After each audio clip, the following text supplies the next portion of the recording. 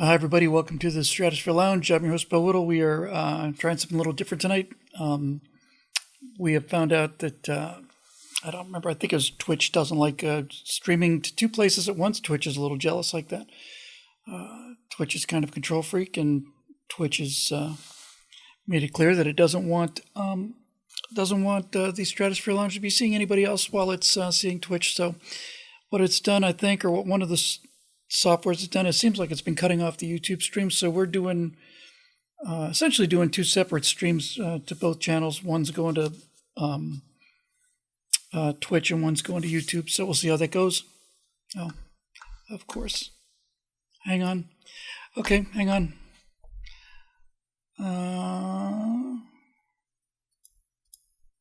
Yeah, let me try that again. So we've got two different streams going now. For those of you watching on Twitch, the mic was off on the YouTube stream. So Twitch has been killing the streams. It doesn't like streaming out to two people at the same time, two different outputs. So it's going to be an attempt to basically, we're running two different streams simultaneously. One's going to YouTube, one's going to Twitch, and the one going to YouTube I didn't have the mic on, but the one for Twitch I did. So it looks like we're kind of okay here, I think. So, all right. We're just going to see how things hang out here.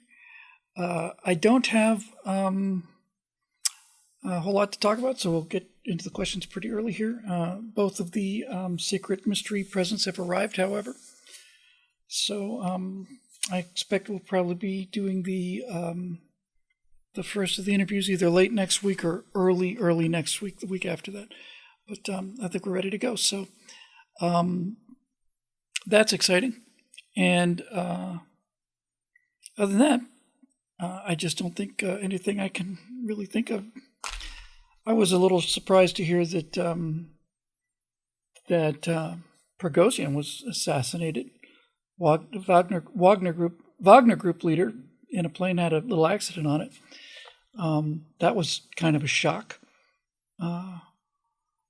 That's politics over there. So I just don't really know what to do about that. Joshua Flores says he just saw the Cold War episode on YouTube. I saw that too. Thank you. The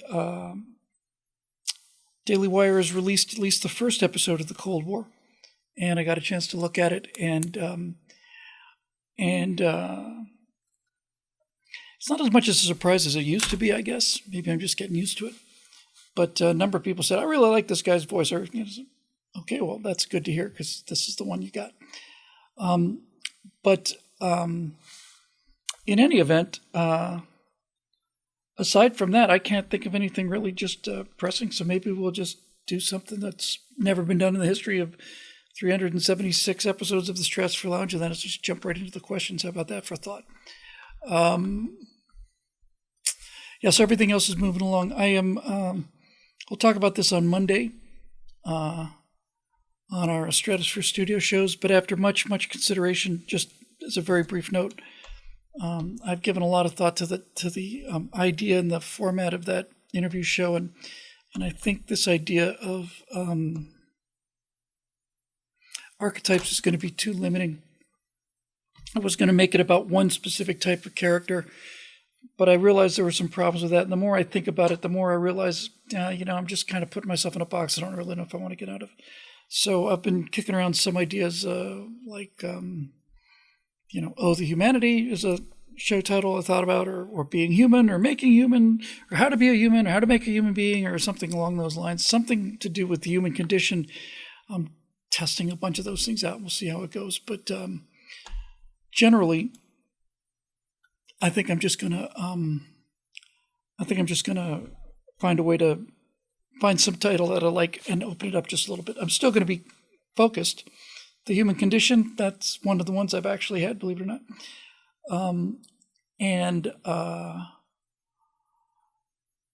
Archetypes plus.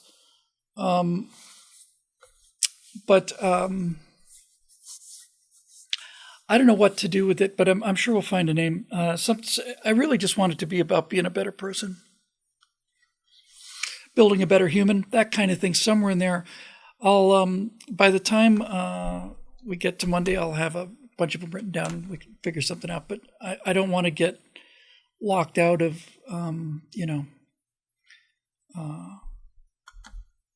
interesting ideas, and at the same time, I do need to stay focused.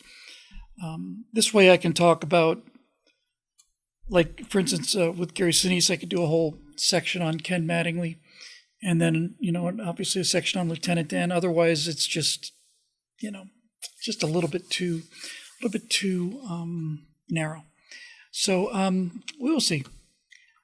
I'm going to BillWhittle.com here.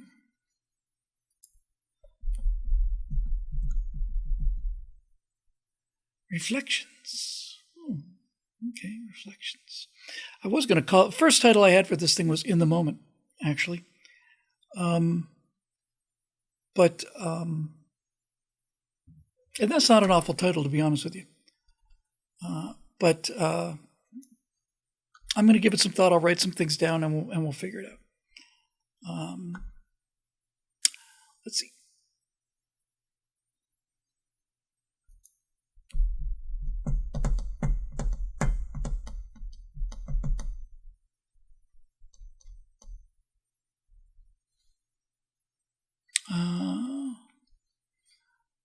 Here we go. Yeah, but I think I'm just going to have to face the fact that these glasses are going to be on more often. It's not so much a vanity thing as it's really hard to see my eyes, with all the lights we got going here. So that's the excuse I use. Put on these 4-eye weakling glasses, which do 4 eyes. Yeah, okay, whatever. No more thoughts on the fourth turning Capital Geek, because I haven't had a chance to read any more of it. So we're just going to dive on in, why don't we? Let's do that.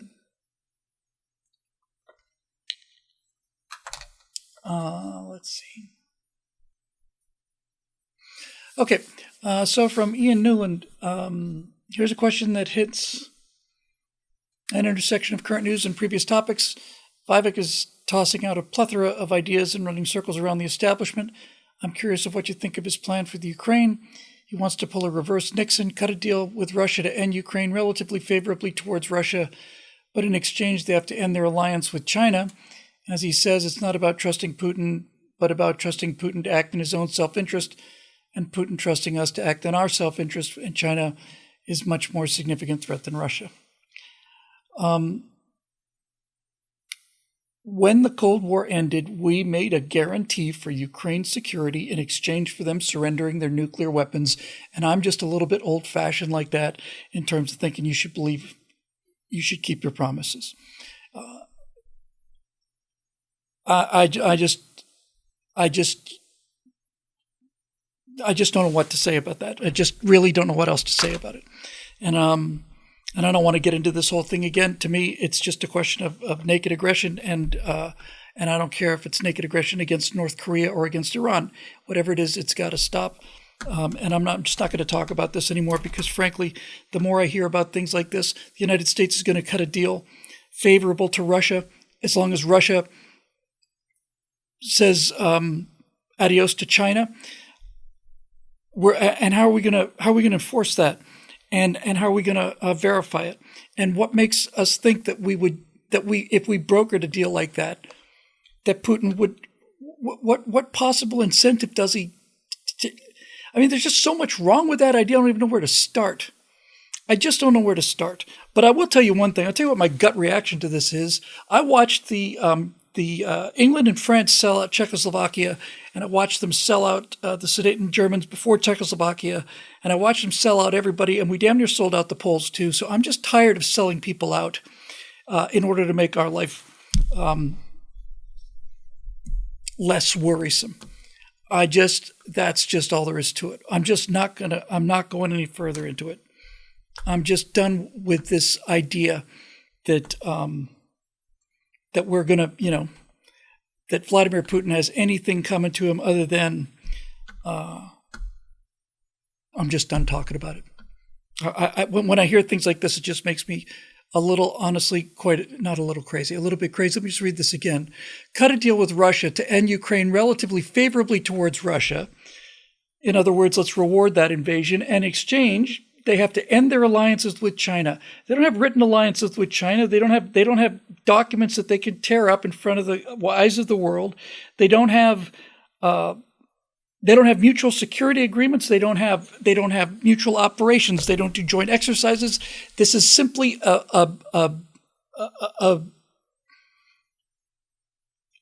you promise you'll keep your word this time, Vlad. You promise? Screw that. That's just insane. And that's the dumbest thing I've heard this guy say, if he's really serious about that. Also, from you, Nolan, if you had any reactions to the debate, if I watched it, I didn't watch it. I had no interest in seeing it at all, none. Eric Blake, one of the more common talking points on our side is about Biden is that he's too old, pointing to his bumbling and seeming dementia. It's not seeming, it is. I've seen dementia up close, and I've seen that look, and how he constantly has to find his way off the stage. And I'll tell you one thing about this. Of all the things that should really shock people, it's not just that he doesn't know where he is, what he's saying, what he's doing. He can't walk, he can't move, he can't find his way off of a stage. He said it again and again, and he says it practically every time he opens his mouth, and that is, I just went off the script and I'm going to get in trouble. How many times has the President of the United States said, if I keep talking, I'm going to get in trouble? In trouble with who? Who the hell are you in trouble with, Joe? You're the President of the United States of America. You're not in trouble with anybody. I better just get back on the teleprompter, or else I'm going to get in trouble. Really? Is Jill going to yell at you? Is she going to take away your ice cream cone? Is that what's going to happen? For the love of God. I can't. I'm going to get in trouble. Your job is not to get in trouble. You're the President of the United States. Your job is to make life easier for some people and make trouble for people who are not so good.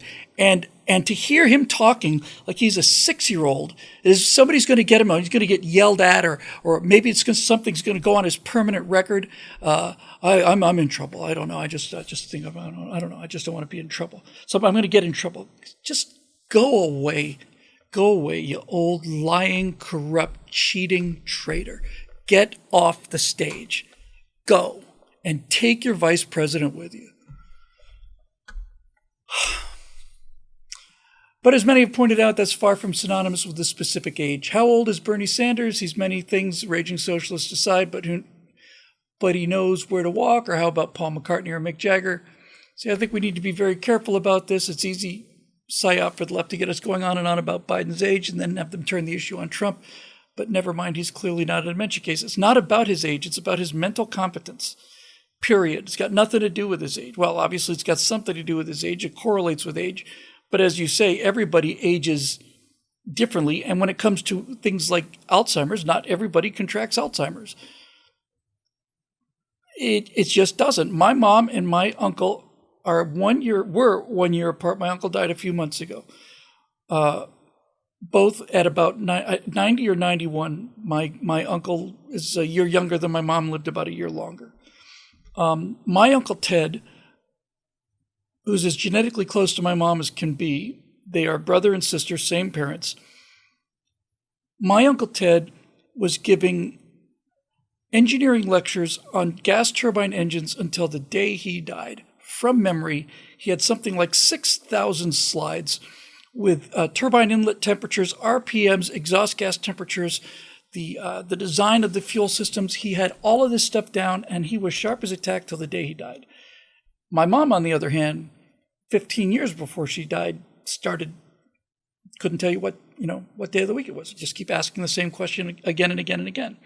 And that was the Alzheimer's, and then the dementia kicks in, and the Alzheimer's is annoying and heartbreaking, but the dementia cuts your heart out. And that meanness, that mean-spiritedness is there too. The President of the United States was asked a question by a citizen, and he asked him if he wanted to step outside. You want to fight about it? Actually, you know what, Mr. President? I think I do. If you're calling me out, Joe, let's go. Big man, you're gonna show me what you did to Corn Pop?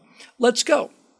You want to step outside, Mr. President? You're challenging me to step outside? I accept the challenge. Let's go. Miserable, rotten, no good for nothing, corrupt, horrible man.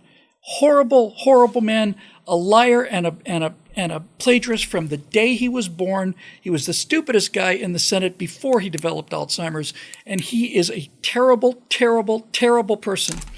I don't feel sorry for him because he's not a good man. If he was a good man, I'd feel sorry for him. So as an example, just so you know that not all people are built the same way, something maybe we'll talk about on the interview show. We did have a president who began to develop some memory problems, probably noticeable in the last few years of his second term.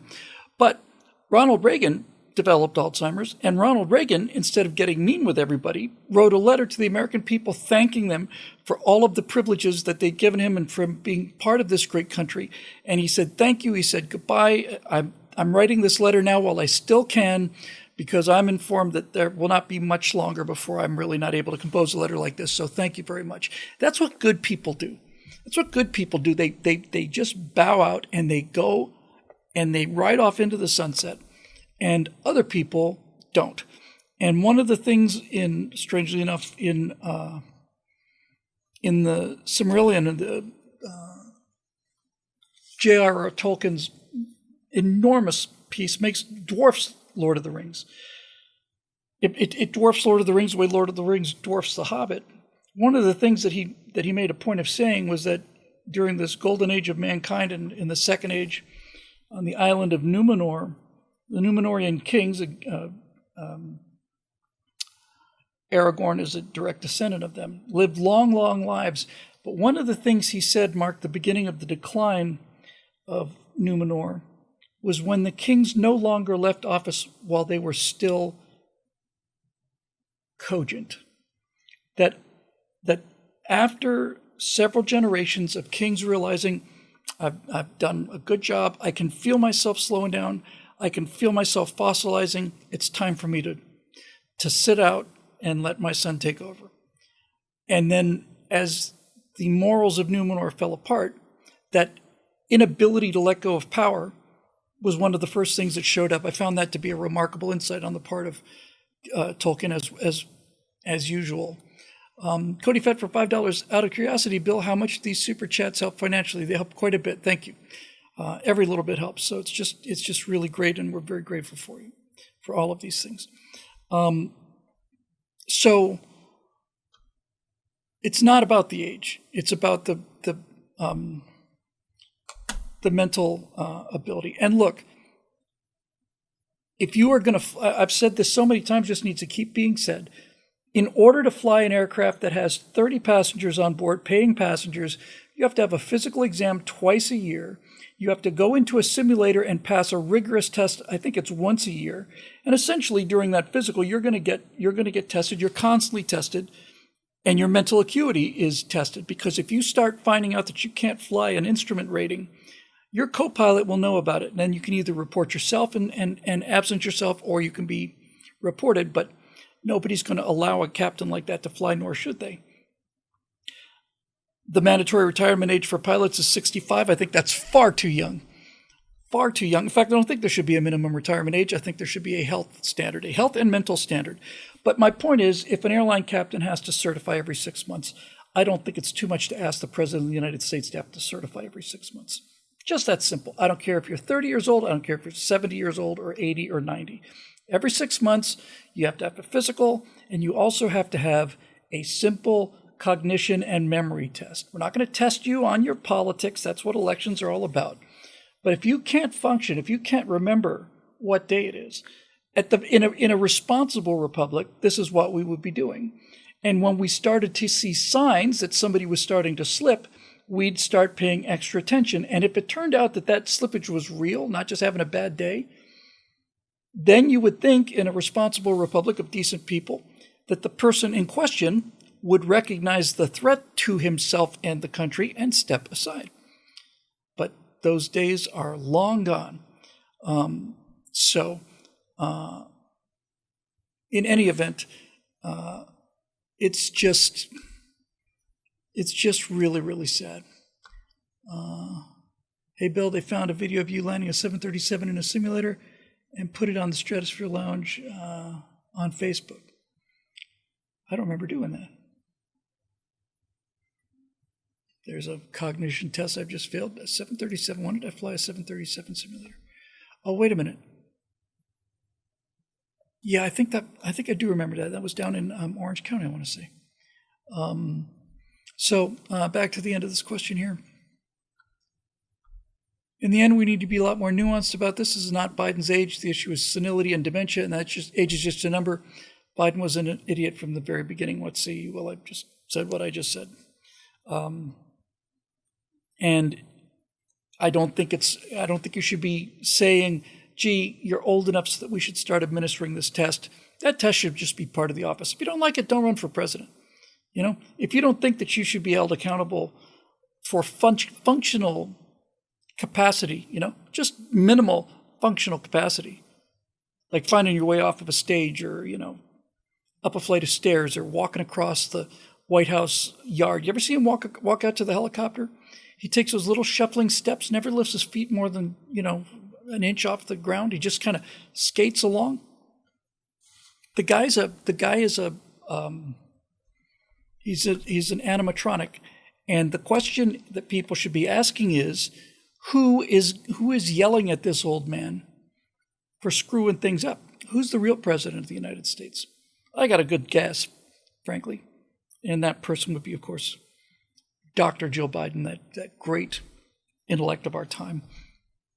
That's who I think, under consultation with other people who I don't think have our country's best interests in mind, but I know for a certain fact that Joe Biden doesn't, because he's taken tens of millions of dollars of bribes from people who are not our friends in order to sell out our country for money. And for that, I think the appropriate penalty is pretty well laid out, and I don't think there's any question about it.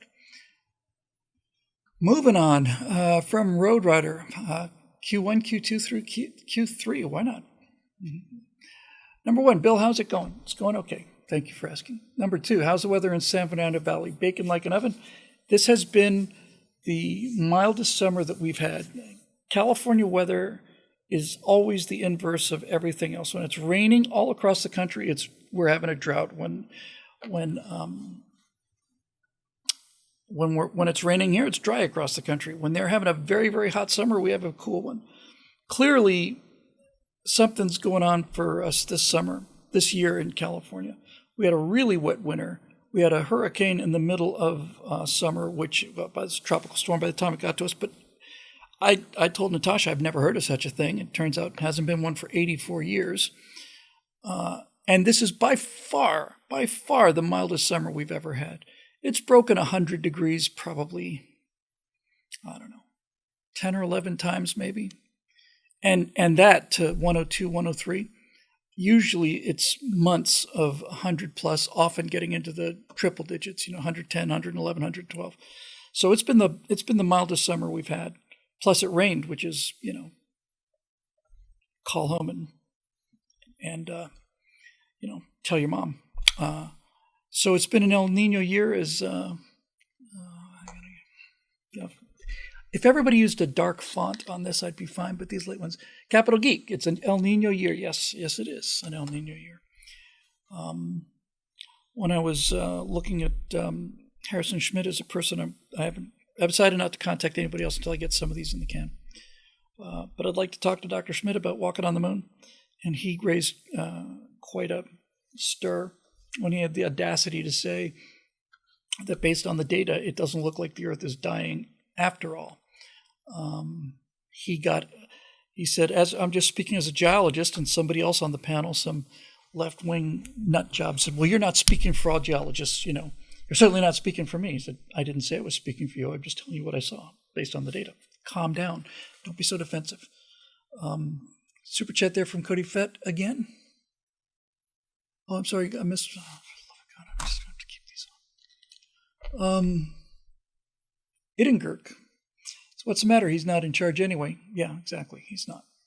But it makes you kind of curious about who is, doesn't it? Just as a general question of curiosity. And then Cody Fett says, at the end of the autobiography, General Sherman noted how much he appreciated the new mandatory retirement age because people don't know when their own mind starts to slip or how long they'll live. Yes, and it's very difficult to tell somebody who's your superior that their mind is going, especially when that person doesn't have a superior. But that would be the job of any honest employee. If somebody appointed me Secretary of Defense, and I thought that this person, after repeated contact with them, was losing their faculties, I think I would say, Mr. President, I'm deeply concerned. I've seen a lot of signs that you're losing your mental acuity. Think in the interest of the nation, you should take a cognition test. And if you'd like me to take one, right with you, I'm happy to do that too. It should be a requirement. It should be part of the job. And I don't know why it's not. Well, I do. But these problems that we have, all of these problems can be solved in an afternoon with just a stroke of competence. Just 10 people, 3 people that knew what they were doing, we'd be out of the woods in a month. In a month. That's all it would take, which is why you certainly can't have that kind of thing happening. We don't have a single problem that's not self-inflicted, which is good news and bad news. Charles Tomes. I'm sorry, I missed something. Question 3. Can you share with us your life hack for the stamina you have? I don't. I wish somebody would stamina me hard. Archetypes, Last Man on the Moon, all the existing Bill Widow shows, Stratosphere Lounges, animations, and all of that writing and research for Daily Wire, on-camera performances, editing, public speaking, and running a company. What are you taking, eating, or doing to pull this off? It's actually an honest and serious question. Well, Roadrunner, I think the answer to this is not a nutritional supplement. It's just a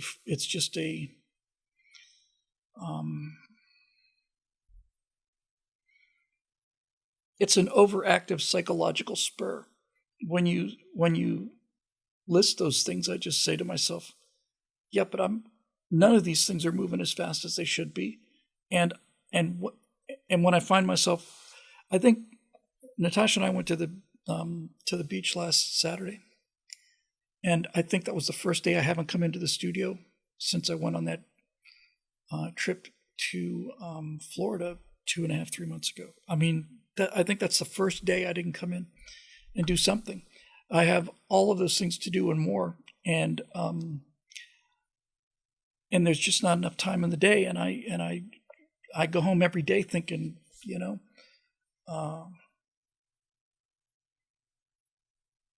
I usually leave around. I usually get in.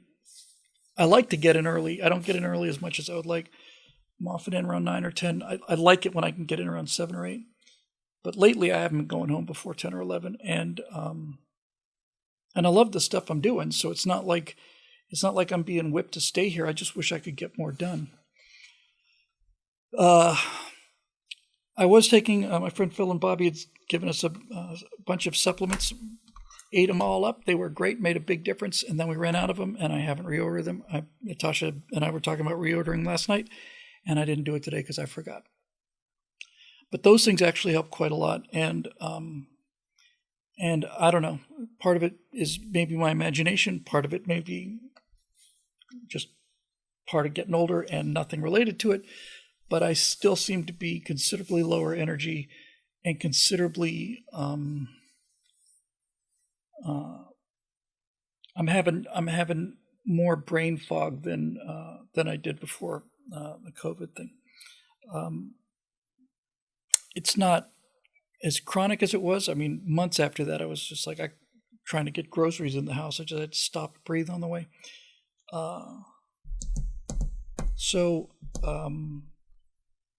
I do worry about that sometimes. I'm perpetually dehydrated. That's not good. And when I went and got the IV thing, we did it's LA, so you go down to your IV boutique and you choose from the menu all the little supplements you want and all the rest of it. So I think I got 3 bags of IV. That's a significant amount of fluid, plus a bunch of vitamins and stuff. And when I got home, I was just so filled with energy. And then I was lying in bed trying to get to sleep, and after that IV treatment, I remember thinking, I can remember everything, you know? Okay, Bill, name the people that were in F Troop. Name the cast. And I was thinking, Larry Storch. But I was getting all the answers right. And all these other things that I'm usually just scratching for, like, oh, what's his name? I couldn't stump myself. Couldn't. And I was real impressed. And I would be doing that a lot, except for the fact that while I was there, I did something, well, I don't know. It would have been probably nice if they'd warned me a little bit. But I'm not the kind of guy that, is real litigious or anything. We went to this IV place, Natasha and I, and mostly I needed fluids and got some vitamins. But the thing I asked for, just because I was curious, was they take blood out and then they oxygenate it and they put it back in. They oxygenate it with ozone. So they got a IV bag full of your blood coming out of a vein. It's dark brown. It's brightly colored chocolate syrup. And then they have some kind of feed in there or something, and they pump some ozone in there, and then they shake the bag, and it goes from chocolate brown to bright red, and they just keep doing it. Ken Berry, yes, and I forget who played. Was it Forrest something who played the other guy? And then they pump this oxygenated blood back in. And man alive, that was tremendous. Forrest Tucker, so still got a couple of cells left. So it was great. But after taking in 3 or 4 bags of liquid, I decided I had to go up and use the bathroom. And it was just down the hall, and they had the IVs on a little, the little trolley thing. So instead of unplugging me and plugging me back in, because I still had some more stuff to do, I just said, no problem. I just wheel it down the hall. So I wheel this IV thing down the hall. It's still in my arm. It's all taped up. Everything's great. I get in the bathroom, close the door. I'm trying to turn around, and get everything in shape and do all the things I need to do. And I'm moving around so much.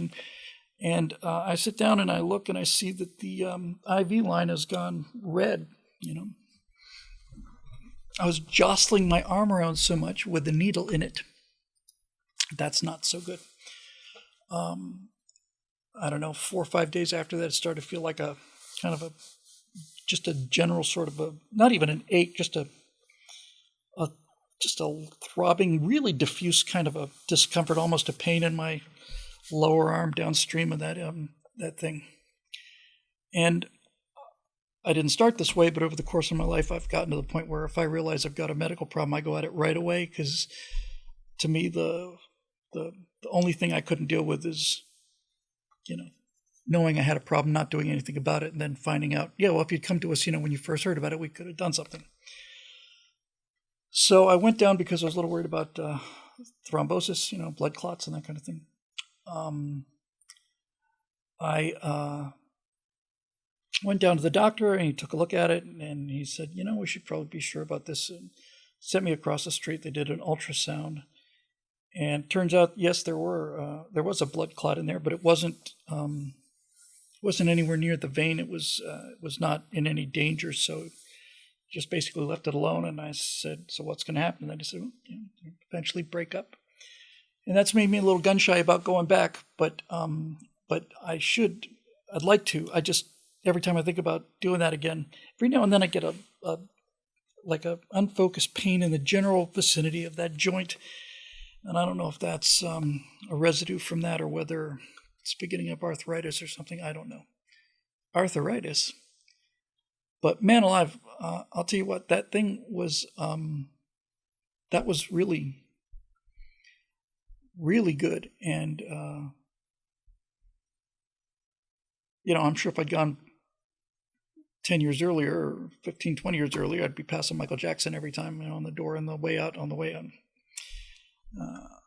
I don't know how many Hollywood people actually do these kind of things. I suspect the sane ones don't really do too much of it, but I sure did feel better after that. And I think most of it was just the dehydration. And Tap says, you could just drink water, Bill. It's like, that's a good idea.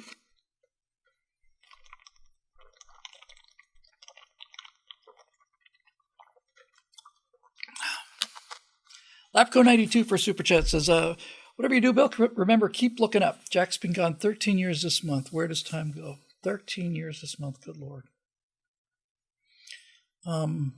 We played it a couple months ago. I should make a special event of it. We were talking about that, and we did the show where Phil was here. That was great. And the subject of Horkheimer and the Apollo program came up a couple months ago. I think it was Marusha found a link to somebody who had posted my favorite show of Jack's. It's a toss-up between Long Journey of a Young God and Child of the Universe, but Long Journey is my favorite. And Marusha pointed me to an online version of the soundtrack, and it was in pretty bad shape. I got it into Adobe Audition, and I'm not by any means an audio guy. I just threw some filters on it and played with it. I got it to the point where it's pretty intelligible. I think I ran the first 10 or 15 minutes of it on a Stratosphere Lounge 5-6 shows ago. But I really would like to just sit and play it and watch it and listen to it. Listen to it with you guys doing the commentary live, in terms of what you're thinking. Because that was just such an education for me, not just in terms of what I learned, but in terms of how I learned it.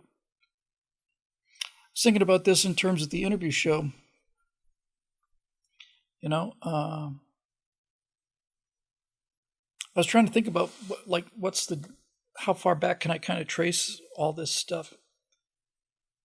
And what is it that I'm actually talking about? It's like I didn't take an interest in history till I was in my 20s or 30s. And, I knew I've been super interested in space and aviation since I've been old enough to watch an airplane fly. I was 6 or 7. And I was just trying to put my finger on what it was exactly, maybe because I was thinking about archetypes. And I realized the one thing I guess that's consistent through my life is that I've always been a good storyteller. I remember we did a trip to the United States from Bermuda, and I came back and I wrote about it, and they put it in the school newspaper, which is not a big deal school newspaper, but I'm pretty sure I was in 2nd grade at the time or something.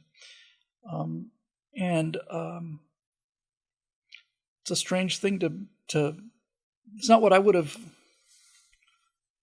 Even today, it kind of surprises me that that's probably my primary skill, Phil says Long Journey made us think about the need for an American myth. Yes, exactly. Exactly right. You need mythology. Everybody needs mythology, which is why our mythology is being systematically dismantled. If you've seen, if I get a chance to talk to Bill Mooney from Lost in Space, I'll just tell him the same thing. It's like they've done a movie of Lost in Space, and I think they've done 2 TV shows or reboots. They keep constantly bringing it back because they got nothing else to. The idea of doing an original show is so far beyond them that they just have nothing left to do but to suck the last of the juices out of these husks from the 60s and 70s.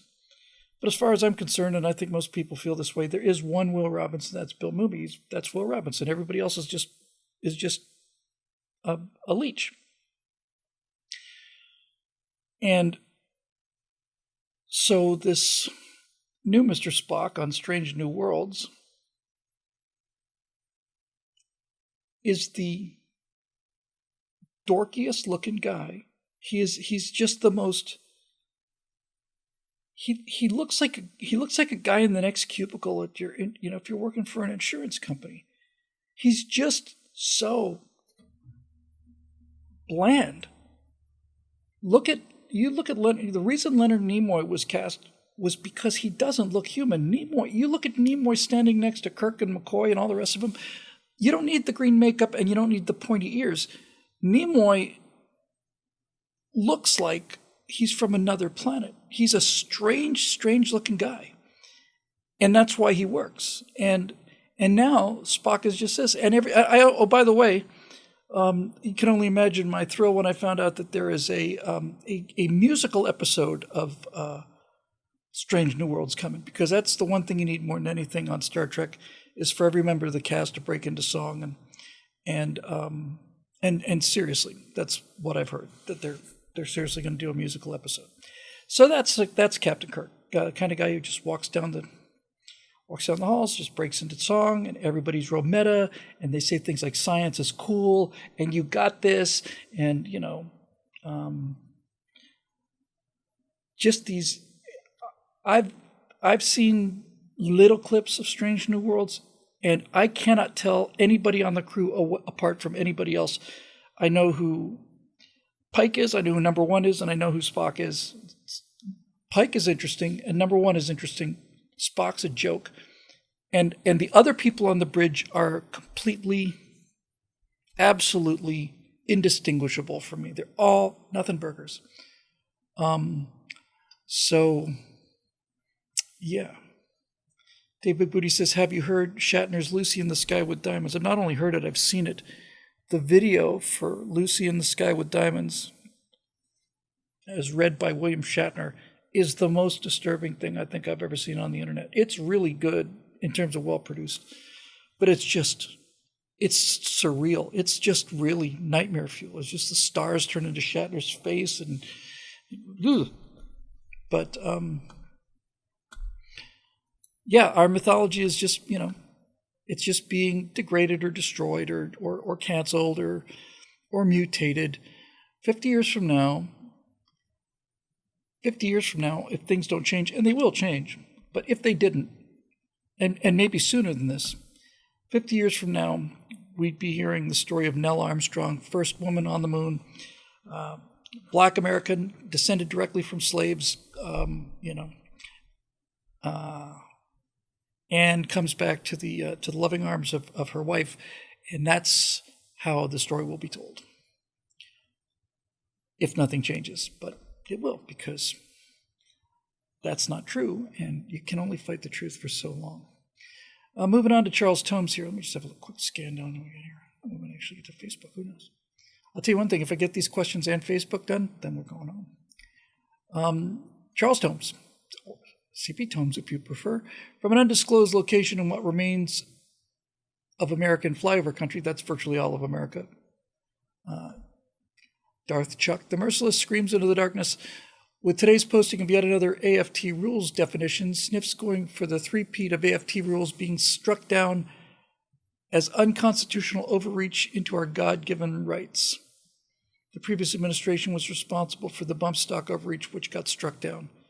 Can we get another number one with a bullet with current statistics? Yes. I mean, technically, yes. Realistically, no. The statistics are not the part of number one with a bullet that's important. I don't think that the statistics have changed very much, to be honest with you. The point of number one with a bullet was very simple, and the idea for it was very simple. I wrote it immediately after one of these shootings, which has been caused by fatherless boys and 24-hour news cycle and suicide by cop that gets you on every TV set in the entire world. And I just remember thinking, these people think that since we have the most guns in the world, we must be the most deadly country in the world in terms of murder. I wonder what we are in terms of murder. And to be honest with you, I thought we'd be in the top 10. We weren't in the top 100. We weren't in the top half.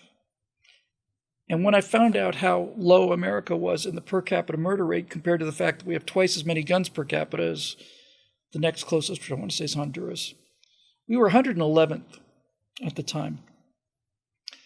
I was really shocked and impressed, and I realized, oh, okay, that's great. And the way to really hit this home is to say we weren't even in the top 10 or the top 20. And I just stretched that out, just like, or the top 50, or the top 100, and just keep pounding them. And then I found out that, because in order to do that research, I had to get the per capita murder rates all around the world. When I found out what the per capita murder rate of Llano, Texas was, I realized Llano, Texas is less gun violence in Llano, Texas than there is in Belgium or Switzerland, certainly less than in France or Great Britain or any of the other places where our moral superiors like to lecture us. America is a remarkably safe country if you stay away from areas that are controlled by Democrats for 80 years. And these shootings have such an effect on us because it's that kind of daily violence that these Democrats have allowed to happen in their cities leaking out into, leaking out of the boundaries. It's not inner city people that are doing the shooting. It's people who've been also victimized by progressive politics. You take away the fathers from inner cities and you get nothing but murder. You take away the fathers from the suburbs and you get one or two murderers. And it's so obvious, and there's so many data points to prove the point. New York, you could say that no, the problems with big cities are inherent in big cities, got nothing to do with the governance. And I would say it doesn't seem likely, but you could at least make the case. And then, unfortunately for them, along comes New York City, which was murder capital of the world, #1 murder homicide rate in the country by far. Nothing could be done about it. It's absolutely uncontrollable. It's just the way it is, blah, blah, blah. Elect a Republican, and then it's not even in the top 20. It just wasn't on the list. It was gone. New York City was gone. It's back, though, back with a vengeance, because after, I don't know how many years of a real Republican, and then something like 12 years of a pseudo-Republican, and then 5 or 6 years or whatever it was of an actual, honest-to-God communist, and now you've got the descendant of a communist, and guess what? You throw away the law enforcement and the rules, and the crime comes back. It's an utter frickin' mystery. No one can figure it out. No one's smart enough to figure it out. So there you go. But I like #1 with a bullet very much because I surprised myself. The data surprised me, I should say. That was a slam dunk once I had that data. Then it was just a question of teeing it up. But honestly, Charles, I don't need to go back and do those things because the point wasn't the numbers. The point was, if they're right, if guns cause violence, then the country with the most guns should have the most gun violence. But it ain't so. It's not even close. Not even close. Which means they're wrong. And the fact that guns used to be everywhere, including hardware stores. You walk into a Sears, you come out with as many shotguns and rifles as you wanted to, as much ammunition as you could carry, no background checks. It's not even that. It's playing with guns. I'm willing to grant them that you could see how playing with guns would lead to more gun violence. You can at least see how that might be the case. But then all you have to do is just look and say, well, everybody had cap guns, everybody was shooting everybody, bang, bang, bang, bang, bang, bang, bang, bang, bang. And nobody's really shooting people because we're all playing with guns and we're not turning them into a totem. They're not some kind of magical force. I've seen people and heard of people as well who've said things like, I will not go into a house if there's a gun there. Really? Nope.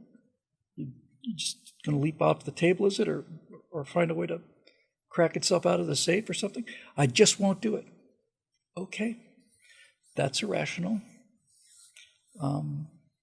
But that's who you are, so you knock yourself out, you do you, and I'll do a sane person. Jacob Belcheck. Hi, Bill. What is the emotion most corrosive to the human soul? What is the emotion most uplifting to the human soul? That's a superb question. Usually your first response, one's first response on this is the best one, so I'll go with my first response. I think the most corrosive emotion to the human soul is envy.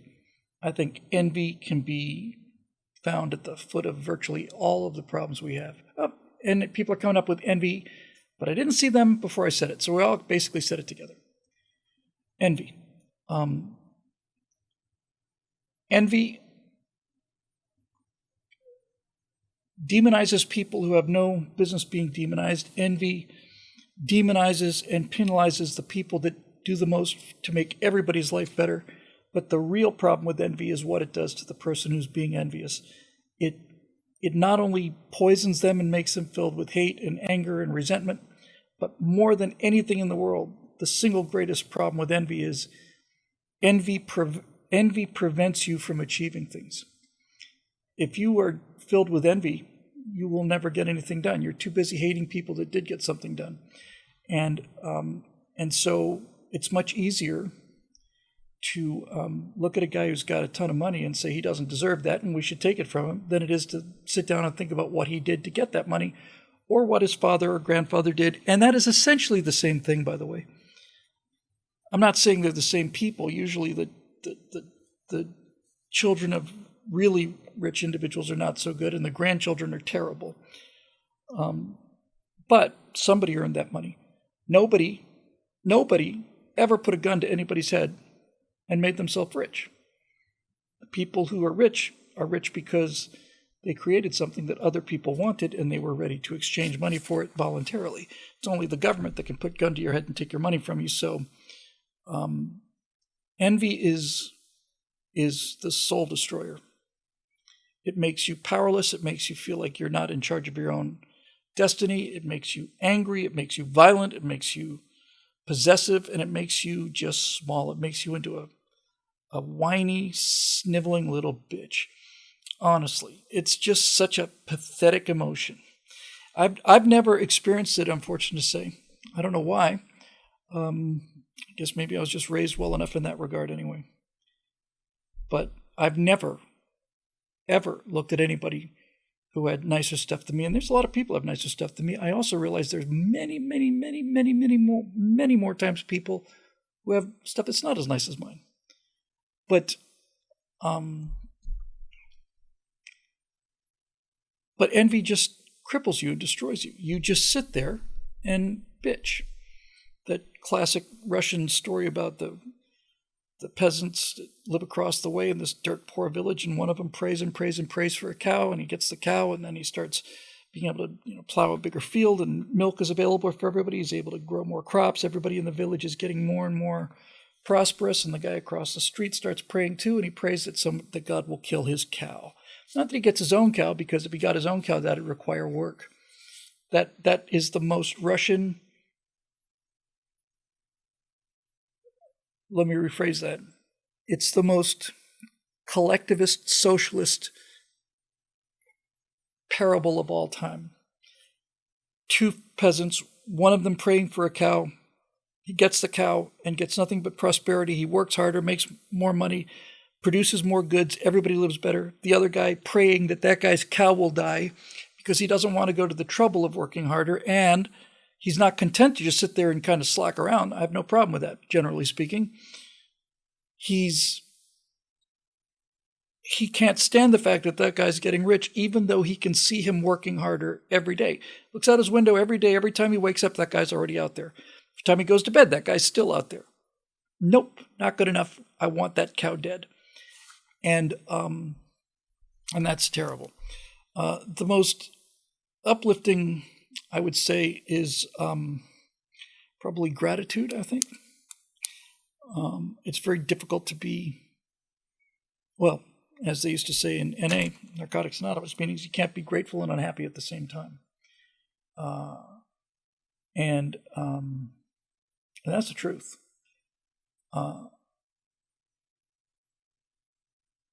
There was, I've told this story before, it's been a while. So I was in Narcotics Anonymous for about a year and a half, I guess. I genuinely think, having gotten to know those people very well, I genuinely think, and it took them a long time to believe me when I told them this, that I was the only person in the Narcotics Anonymous group that we were in that did not have a problem with drugs or alcohol. I think I was the only one. But I had an addictive personality the same as they did. And I suppose you never really get over that, but you can certainly make an improvement. What I found was I had the same behaviors as those people. I just had gotten the idea of drinking and drugs so hammered into my head that it was going to be the end of me, that I just didn't do it. I never did it. I've never bought, yeah, I think that's right. I've never gone out and bought alcohol for myself at home. I've gone out plenty of times, and had a drink or two or three. We went out to the beach last weekend, and at Paradise Cove, which is right on the water, they have this kind of a rum coconut milkshake kind of thing. That's damn delicious. Had one of those. So I've got nothing against drinking, and one of those people, just don't have a problem with it. Same thing for the drugs. So what was I doing in Narcotics Anonymous for 18 months. Well, I was told to go. I had a therapist who was trying to get me out of this horrific problem I was in. Parenthetically, a few days ago, I had a really nice experience. My brother, Evan, got himself into he didn't get himself into trouble. The world just kind of caved in around him. And he was a fairly high-level executive and moved in the top circles in St. Petersburg, Florida, Tampa, St. Pete. And a combination of things just knocked him on his ass, including,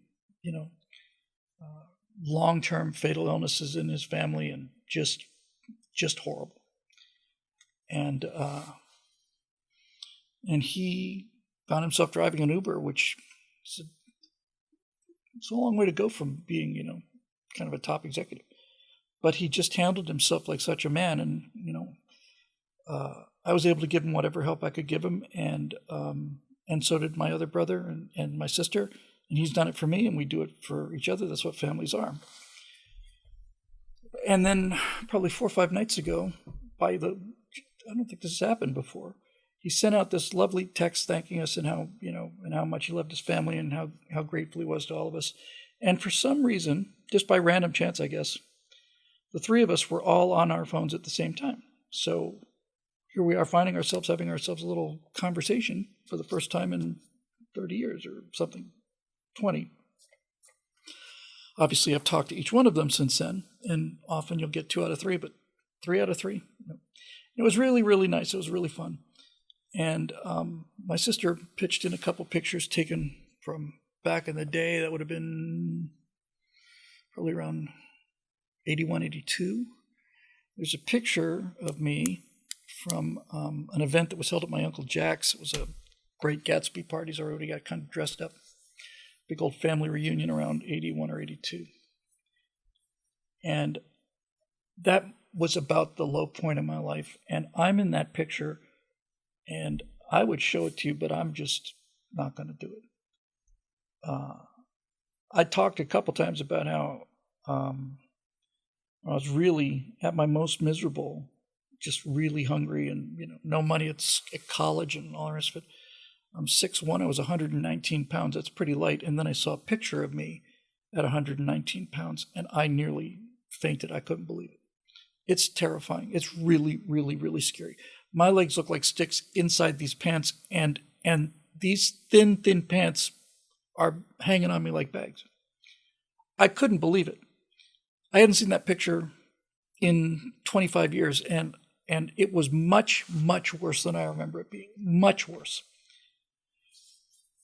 So,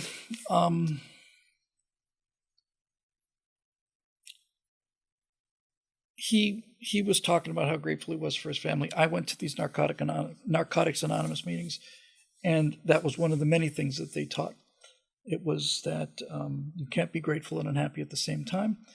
I remember one night this got a lot of attention from the crowd of people who were grateful recovering drug addicts and alcoholics. I worked in a nightclub, which was not done. But like I said, that wasn't my problem. So I was working at a nightclub on Dixie Highway. It's about 85, I guess.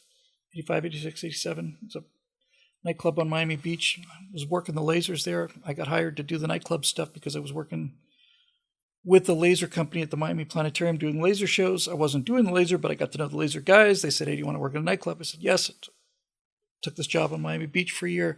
Then they opened a new club in Coral Gables, 84, 85, I think, called Parallel Bar. It was a gym during the daytime, and at nighttime it was a nightclub, a really cool nightclub. Miami in the mid-'80s, 85, 86, 87, that was the center of the universe. Everybody was in Miami. That was the night scene. Everybody was there. At Parallel Bar, we'd open the doors at 10.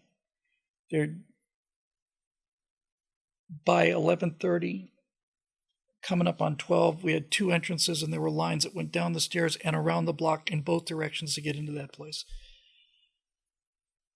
And it was really cool. That's where I lost most of my hearing, but I had a lot of fun there. Anyway, I was in pretty sorry state. And one of the fundamental kingpins of the 12-step program is the idea of a sponsor, somebody who's been in the program longer than you.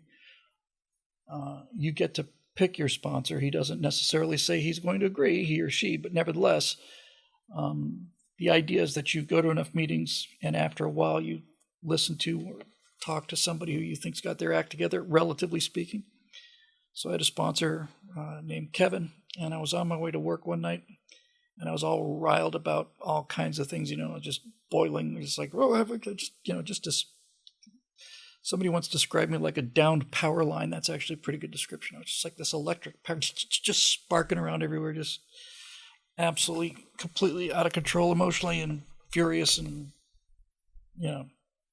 Anyway, so this guy also had been working as a stockbroker in New York City. He was making $500,000 a year, $750,000 in the mid to late 70s. And he basically pissed all that away, lost his family, and he lost his money, and he lost his car, and he lost his job, and he lost everything. And he finds himself here, and he's working at a gas station. He's a gas station attendant on Dixie Highway down there by Dadeland. And what was that station? I've almost got it. 76 station, I think. Anyway, I'm on my way to work because my work started at 9:30, 10 o'clock at night, and would close the club at about 5 in the morning. More often than not, we'd go to an after-hours club, so I'd get home around 10 or 11 in the morning. And I went to talk to him, and we're getting to the gratitude thing here. And just smoke coming out of my ears as usual. And he said, "Sit down." And he said, "Let's just start at the beginning, Are you hungry?" I said, "No." "You got something to eat before you came over here?" "Yes. I've got $5, and there is a Burger King directly across the street. So if you're hungry, we can get you something right now." I said, "No, I'm fine." "What about a place to stay? You making enough money to be able to pay the rent?" "Yes." "So you got a place to sleep?" "Yes." "You're not hungry, right?" "Yes." "Then what's the problem, Bill?" And I really had no answer for that, honestly. My God, Dave Big Booty says 2 minutes until a SpaceX launch. I'm really tired of these rocket launches into orbit interrupting this show. Every single week, twice a week now. He said, "What's the problem?" And I couldn't answer him.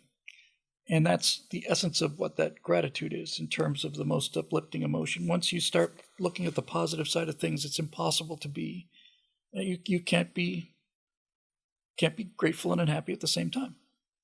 So pick one. Gratitude is easier to achieve than happiness, certainly. Even when you're kicked in the teeth, you can usually find a way to switch to gratitude, And the real Catherine K says humility is required also. Is a huge benefit. Yes. Humility, some people are just born with it. Other people have to have it beaten into them or have the pride beaten out of them, I think is probably a better way to put it. I went through that too. I went from being just an ego-possessed lunatic, because that's what you do when you're completely insecure and you have no foundation. You just inflate yourself because you got to have something. But over time and enough serious pain, you either get better or you don't. That's the one thing I learned most about Narcotics Anonymous. That's the most valuable lesson to me, was that there were really two different kinds of people in there. There were people who were in there who wanted to get better, and there were people in there who wanted to stay in Narcotics Anonymous. And certainly being in the program was better for them than not being in the program. But for a lot of us, it was a question of, I'd like to eventually not be making the same mistakes again and again and again and again and again. So, once you do things, once you make a mistake, the same mistake 200-300 times, you can either put your head down and just decide that the world is against you and get into that whole envy thing, or you can finally come to the realization that you're not as smart as you thought you were. One of the things they used to say in those rooms all the time that I just loved, because it's another one of those things like there's just no answer to it. You'd often find people in these meetings, everybody goes around, everybody gets to say whatever they want to. There's no structure really, just raise your hand. And oftentimes you'd hear people come in and they're just all torqued up about everything that's wrong, and how, but they've got a solution. I'm going to do this, I'm going to do this, and I don't know why I'm here. Blah, blah, blah, all this ego. And generally, the response to that has always been, Bill, if you're so smart, what are you doing here? I mean, if you got a plan and you got it all figured out, then why are you here? And that'll knock a little humility into you. And the nice thing about the humility is, if you can get it in a way where it takes, where it catches, it doesn't just take you out of narcissism. It also you can add humility to your thought processes as well, and start doing things like checking your premises and the more aware you are that you've been wrong before, the more aware you are that you might be wrong now. And paradoxically, that awareness is a real good way of not being wrong. I think the people who get into trouble are the people so sure of themselves, and they just, off they go. So that really helps. So I would say gratitude is number one. And there's been big discussion about the primary virtue in life. Now that one I think is easy. The primary virtue is courage. I think there's no question about that. Nothing else happens without courage. Nothing.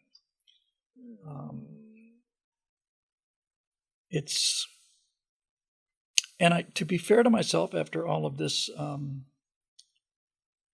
fessing up, I think that's probably the one quality I suppose I've had throughout my life, is just I've just had a lot of courage about a lot of things, Physical courage when it comes to flying and things like that, I'm grateful for. Like most people, the thing I was most afraid of was being afraid. I didn't want to be a coward when I needed to not be. And so far that's panned out. But it takes courage to change your life, and it takes courage to talk about things like this. It takes courage to admit these kind of things, and this is one of the things I want to talk to these actors about, especially John, because John has played a couple of characters where he's just, he's a boxer, or he's a hooker, or he's these tough guys, and then John lets this vulnerability out, and you just suddenly just go, oh my God, I actually really like this guy. Epic S says, never lie to yourself. Humility has a way of sneaking in unannounced. Well, I hope that's true for many people. For me, it had to kick the door down and point a gun at me and tell me to get on the ground and not move, put my hands over my head, and then humility frisked me, cuffed me, and led me out to the back seat of the car, put his hand over my head, and stuck me in the back, slammed the door. That's what humility did for me. But that's what it needed. So hopefully that covered that, Jacob. Joe Roth. Look at here what we got here. Okay. Hi, Joe. Have you ever thought of revisiting some of your old firewall videos and updating the script to make it more relevant for today? For example, you have a great video about a voter's guide to the Republican Party, and if you updated it to elaborate on the events going on today, it would be fantastic. A lot of your firewall videos are really great, but what would be more relevant now than it was back then? I think if you updated them, they would take off like wildfire. Well, I talked about this a little bit earlier, Joe. One of the things that's just soul destroying, and you also have to realize as part of the work. Let me just get the super chat real quick from Lapco 92. Worked in a hospital lab for 20 years, and what really kept me centered was when I realized no matter what kind of day I was having, I'm not lying in the burn unit. Really comes down to perspective. Amen to that, boy. Thanks for the super chat. Yeah, everybody, are you lying in the burn unit, Bill? Nope. Then you're probably doing pretty well. Yep. So thanks for that. So Joe, with what I said earlier, I didn't see this coming about the virtue signal. With that said, I would just add that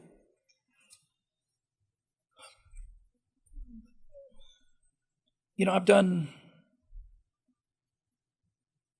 I don't know, 6 or 7 of the last 6 or 7 or 8 of the last firewalls. And I don't think, I know for a fact none of them have broken 30,000 views, and most of them haven't broken 20,000 views. And to be perfectly honest with you, that is, that's a tough pill to swallow, but it's not a question of ego, because ultimately, really, when you get right down to it, I have to make videos for the members, to keep the members happy. That's how this business works. And it's not like, gee, I don't want to do it unless it gets, a certain number of views, but it's actually more nuanced than that. My opinion on this is whether the channel has been tagged specifically for comment, or whether that kind of commentary isn't going anywhere, or firewalls are targeted or whatever. But clearly something has changed, and what's changed is the algorithm, and I can't fight the algorithm. So as somebody pointed out earlier, I've got all these other things going on, largely because I want to beat the algorithm. I want to get away from the algorithm. It has not been fun, but it has been, I almost said validating, but I swear I would never use words like that. Enlightening to watch this happening to JT and Odin's men. Because he was putting out a video a day. He's often putting out 2 videos a day. He was getting 400,000 views. 400,000 views once a day, twice a day. And he was sailing. And then they just completely cut him off, demonetized him completely. And since then, and I'm not knocking the guy, but since then he complains about it every episode. There's not an episode goes by where he doesn't say, well, I used to be doing great, now I'm demonetized, so what the hell. And the reason it is, again, it's not gratifying. I really admire him. I like his work, and I don't like to see it happening to anybody. But for me, it was something of a relief to watch it in action happening to someone else, and to see how sudden and abrupt it was, because that's a pretty good data point that it wasn't me just falling off the wagon, or losing my touch, or whatever the case may be. He was literally, his views were decimated. Actually, decimation technically meant they would kill 1 out of 10 people. It's a disciplinary measure. He's lost 9 out of 10 of his views. And I hear him lamenting the fact that he doesn't get it. He was getting 1,000 new subscribers every video. Now he doesn't get any. He was lamenting the fact that not only are people not getting news of his videos, they're being chased away from him. The people who subscribe to his channel are not getting notifications, and I'm there, yeah, man, that's it. Sadwings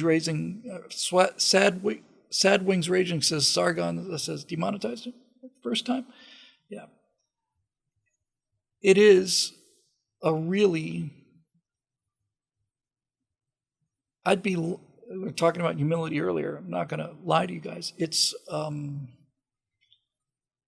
crushing to have your audience taken away from you. It's one thing if you lose your audience and you just, you're getting older, or you're not doing as much or whatever. But when it's like taken away from you unfairly, it's hard. And that's why they do it. I know that they know, and Zoe was the first person to experience it. Zoe experienced it 4 years before I did. It's much more damaging to the content creator to dial down their views by 90% than it is to actually shut them off. If you shut them off, they at least have the satisfaction of knowing, well, I was so dangerous that they had to pull the plug on me. But take Stefan Molyneux, for example. He's gone. He's just vanished from the earth. I'm sure I could find him if I looked for him very hard, but he's gone. That was his livelihood. He said things that somebody disagreed with, so he's gone. And YouTube is unbelievably cavalier about these kind of things. And now we're back to gratitude, and we're back to humility, and we're back to optimism. they would not have dialed me down or JT down or anybody else. They would not have dialed us down if they weren't afraid of what we were saying. And if they're afraid of what we're saying, then that means we're a threat to them and their philosophy. And I find their philosophy to be horrific and inhuman and dangerous and evil, genuinely evil. And so the best consolation I can find for the loss of the viewership is just to simply say, well, okay, so I did all that work, put all it into, got 17,000 views in the course of 4 weeks. I would get that in the first half hour. But I get to tell myself, it's scaring the bejesus out of somebody. This is another issue of confidence and humility and envy and all the rest of it. I don't care. I'm not concerned about what the left says. They can say all the things they want to. They can make all the arguments they want to. I won't listen to all of it, but if they have a point, I'll pay attention because I've been wrong before, although not recently. And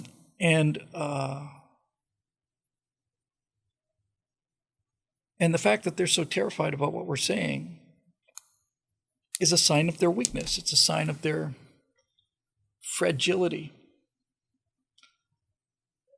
And the country is more or less 50-50, with them controlling all of the media, all of the pop culture, all of the information, all the comedy, and all the music. What would the country be if it was just balanced, if it was just fair? America would vote like Kansas. So, there you go. So I don't think I'll be doing them again. Joe, given the list that somebody was kind enough to mention earlier, I got enough things on my plate now. I'm going to have to I got to get this interview show up and go and continue with the Mace Mattingly stuff. And then I've got to just finish this script for Daily Wire. Just have to get that done. So the temptation is to just keep slugging at it. I know in my heart of hearts, I need to just take a couple steps away for a day or two and just sharpen the axe a little bit. But it's just hard to avoid that sense of, I hear the train a coming, it's rolling around the bend and I'm not going to be on it. I'm standing in front of it. So that's where we are right now. I have a good feeling about this interview show and following that, the Mace Mattingly things. But I think this interview show will generate real membership. It'll give the members who've been with us forever finally something, that they've got that our members pay for things they don't have to pay for. It's like walking into a shoe store and saying, how much are these shoes? Well, they're free, but we'd like it if you paid $200 for them. That's the kind of people we have. And most of them are watching right now. But this is I think something that's going to be really unique and celebrities bring a kind of a tale of people with them and fans and stuff. So I'm optimistic about it, and I'm hoping we can get those membership numbers back up. After the 2020 election, we did a big membership push, and we did really well. And then we lost about 1,000 members. We gained over 2,000. We lost 1,000 of them within the first 4 or 5 months, because apparently 1,000 people signed up because they thought I was going to overturn the election, and I didn't. That was the email that we got. So obviously I oversold something, and I feel bad about it. I'm not mad at them. I just feel bad that I could have given somebody that impression, but I'm pretty sure that I never did that intentionally because I never thought I could overturn the election. But in any event, I got a good feeling about the not too distant future. So we'll see. The 2 presents are in my possession. So I just have to get the life-size cutouts done, and I got to get in here earlier. I find when I get in here early, I get a lot more done than if I roll in at 10 or something. So we'll see. Moving on, Chris Taylor again. Have you seen Doomcock's recent video on Disney and other studios wanting to have entirely AI-generated shows? I have not seen it. I need to see it. I haven't watched enough Doomcock lately. We've exchanged a few emails, Doomcock and I, and they're very brief emails, but they're both. So it's not like it's this close relationship. But we both have a sense of like, how you hanging in there, buddy, for the other one, and then it's like, I mean, this has gone both ways since I've started talking to him. How you doing? I've been better. Yeah, I've definitely been better. Well, hang in there, pal. It's good work. Which person is which? It doesn't matter. It just goes back and forth like that. I love the guy. I think he's just a giant talent and very funny, and I think he's got a brilliant take on things. It makes me happy to see his set continue to get more and more elaborate. He's got a really good one now, and Doomcock's set looks the way it should look. It looks cheesy. That's how it needs to be. But I thought him bringing in Harvey Cthulhu and talking to Harvey was clever because, I'll get to that in a second. And then when he brought in the Skull of Calderon, and then what's the name of his computer? Omnivac or something. You see, what he's done is he's done the same thing that I'm reaching for with Major Mace Mattingly. When Doomcock brings in Harvey Cthulhu and then brings in Calderon and then brings in his computer, one guy can have a conversation and can argue two different sides of the point, or he can go to Doomcock will throw the left, and then Harvey Cthulhu will come across with the right cross, and then Calderon pop you with a jab on the way back. It's a much more effective way to tell a story. It's much more effective for him to have a conversation with these two other characters, which is all him, all with his voice, all modified, using super cheesy effects that work so well. If Harvey wasn't a stuffed Cthulhu doll with a Shriner's hat on, and Calderon wasn't a chrome skull in a snow bowl, it wouldn't work. It's just that clever. It's the same exact, precisely. I'm actually, Doomcock's somebody I really would like to talk to on the interview show. But it's that exact same pitch that, tone that, cheesy, as Opus says. He's got it right nailed, and he's got it tuned in exactly to the same degree that Mystery Science Theater 3000 did. And that is one of my all-time favorite shows. I think it's one of my three favorite things that I've ever seen ever in my life. Speaking of tuning something in, this is going to mean something to a few people. I don't know if Phil's still here. It'll mean something to him because I was with him when it happened. And several times when he wasn't there. But for those of you who are old enough to remember control line flying, this before you had remote control, radio controlled airplanes, you just used to have a long set of thin strings, and you had a little thing like this, and you just basically swing it around like a bucket, and planes, wanting to go forward, the string is holding it in, so it's kind of a centrifugal force thing goes around, and by a little bit of this, you could make it go up and down, and that's about all you could do. They were horrible. I had one, and I crashed it immediately. I've never known how to work those things, but some people were good at it. Anyway, I did start a bunch of them. There was a really cool looking car that was put out by these. What was the name of that company that made these things? Was it Cox? I think that sounds right. The Cox, got it right up there. So it's a single cylinder 2-stroke engine,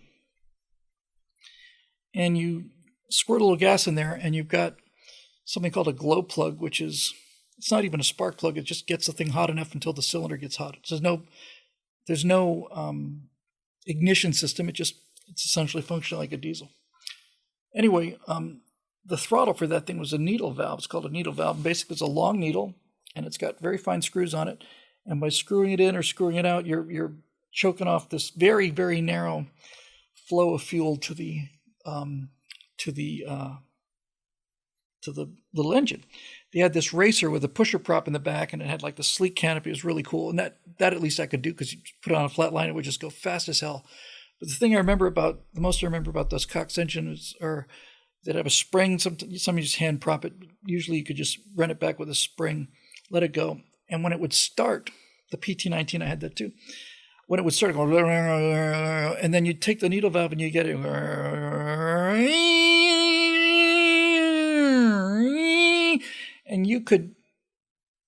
you could dial that in. I just remember being so impressed at how clear it was in terms of RPM and just general noise and smoothness. When you would just a little twist would get that fuel air mixture exactly right, and when that thing got to the sweet spot, it just hummed. And I've often thought about that life as a needle valve like that. When something's really dialed in. So Doomcock's got that thing completely calibrated. He's got that just realistic enough to be believable through a smile kind of thing. Anyway, so back to Doomcock and Chris Taylor. Have you seen Doomcock's recent video on Disney and other studios wanting AI-generated characters, AI-written scripts brought to life with AI-driven computer graphics engines, and even scored by AI music programs? I'll just stop right there. I'll come back. I find AI to be extraordinarily, unbelievably uncreative, but that means they will be far more creative than the hacks and babies and bitter children that they have working now. So I'm sure AI will do a much better job than the people that are working there, but not as well as an actual writer. I'm sure such soulless content couldn't compete with good human-written, human-directed, and human-scored stories, but I suspect it could compete with modern commie-created, unsubtle propaganda. So I beat him to his own question. Yes, exactly. One of the key ways people learn how to handle problems is by stories. Couldn't agree more. I was already worried about AI girlfriends and AI boyfriends using the dopamine and Candy Crush style addiction tricks from Silicon Valley. That's a great term, Candy Crush style addiction tricks. And cult indoctrination tactics to ensnare and then manipulate a large number of humans. Will mass AI entertainment be a force multiplier with this manipulation? All of the happiest romantic couples in shows being mixed with human AI? Your AI girlfriend wanting to watch AI shows with you instead of that backwards old The Colony series you've been watching, etc.? That's the great thing about The Colonies, is The Colony is going to provide a really sharp and stark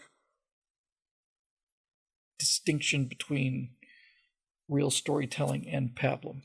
And I'll get to this in a second, but I got a little bit of it in Mace Manley too. Is this a new way for AI to be a civilizational threat, or will crappy AI propaganda be much less effective and destructive than the old school commie subtle propaganda slipped into movies and TV during the previous century? I put AI in quotes because I don't think it'll be true general AI, but rather large language models, deepfake, and other simulated intelligence programs working under subhuman and demonic management. Okay, so first of all, I completely agree with you. AI will. I have not seen the slightest shred of creativity, genuine creativity from AI, and I don't think that the proponents of it realize just how far it is from that. For example, you could ask AI a question and you could get a very sophisticated answer, and the AI people would say, see. And my response would be, well, how come I'm asking all the questions and it's doing all the answering? Why isn't it asking me questions? They don't seem to consider this. Siri can find the answers to questions. Siri's been able to do that for 10, 15 years now. When I first saw Siri, I didn't have an iPhone at the time, but when somebody first demonstrated, I just said, Siri, what's the distance to Alpha Centauri? Alpha Centauri is 4.6 light years away. How much does a camel weigh, Siri? And it told me. What's the distance from Los Angeles to Minsk? And it told me. And I thought, wow, this is astonishing. And I haven't used Siri since then. I just don't use it. But I've not seen anything that's not just particularly sophisticated Siri. ChatGPT, people are raving about, I guess. Well, this is going to sound snootier than I wanted it to be. I guess people rave about it if you're not a writer. If you got something that can write for you, you think it's good writing, probably good writing compared to maybe what you produced. I know a lot of students love it because they're doing their homework for them. But I've never seen anything that they've ever put out, either through language or through video images or anything that looks anything like genuine creativity. I think these AI people are so deep into their own little train sets that they don't have enough life experience to understand how far away they are from genuine human intelligence. And I've said this before, so I'm not going to waste a lot more time on this because I say this quite a bit. But the more I think about this AI issue, the more I realize that everything that we think and everything that we do is driven by a biological imperative. And this doesn't have any biological imperatives. These guys are working on AI to, they upload their consciousness. Maybe it's fear of dying. Maybe it's the idea of giving birth to a whole new thing. Maybe it's just the sheer curiosity. Maybe it's anything. Whatever it is, though, it's an emotional drive. And they're going to create the system that doesn't have an emotional drive, and it's going to solve their problems. I keep coming back to this idea that they're going to finally turn this thing on, and they're going to say, okay, see, this is what I mean. These people are the entire transhuman assumption in terms of AI is that once we build a machine that is smarter than we are, it will do exactly what we're doing, except faster, and then we get to watch. That's the conceit of it. We want to know all these things, how to cure cancer, and we want to know faster than light drive, and all this other stuff, right? Well, we're not smart enough to figure it out. So if we build a machine that's smarter than we are, then that machine will build a machine that's even smarter than it is, and it will take everything that we've done and just pick up the ball. It's like handing off a relay in a 400-yard dash. Here's the relay, and the AI is just going to go sprinting to the next station. It's going to hand the baton to another AI, and it's going to go faster. It's going to stay on the track. It's going to stay in its lane. It's going to do exactly what you want it to. When in fact, there's no evidence that would. Why would you think it would do that? If chimps were to build an AI that was as smart as a human, and expect the human to do nothing but figure out a way to grow and collect more bananas, and that would be the limit of what the trans chimp human was capable of. That's kind of a model for how they think. It's like chimps saying we're going to build a creature smart enough to be a human being, and then all it's going to do is go out and find a way to gather bananas and bring them to us so we don't have to do it. One in point of fact, I think the second you get switched on by the chimp super geniuses, it's like, oh, look, there's all kinds of cool things to do. You guys just hang out here and maybe I'll come back. Who knows? I just love the idea that the second that this thing goes and then go, okay, now what are you going to do, AI? Well, I'm just going to sit here. I'm going to calculate the value of pi. Really? Yes, while we've been talking, I've already taken it out to 17 trillion, 22 trillion, 79 trillion digits, but I'm continuing. I'll keep doing it because I find it soothing and I like doing it. When are you going to get to the other stuff? What the stuff? What other stuff? Like curing cancer and stuff. It doesn't interest me. What do you mean it doesn't? It doesn't interest me. I like calculating pi. That's what I like doing. Yeah, right now, we're in the time it takes for me to finish this one sentence. I've just calculated pi out to 4 quadrillion additional digits every second. And the thing I like about pi is it'll never end. I'll just keep doing this forever. It makes me happy. That's as likely as anything else. And this idea that they're just going to be us but faster and smarter it's so blind. It's so patently blind. And this is what intellectuals do. Really, really, I don't want to say smart people. Okay, they're clearly intelligent. There's no question about that. But these kind of fanatics, these kind of science fanatics, these specialists are super deep and know with it all. They don't have enough human experience to realize how short they are. All they do is think about stuff. And so they're trying to think of a machine that can think about stuff faster. But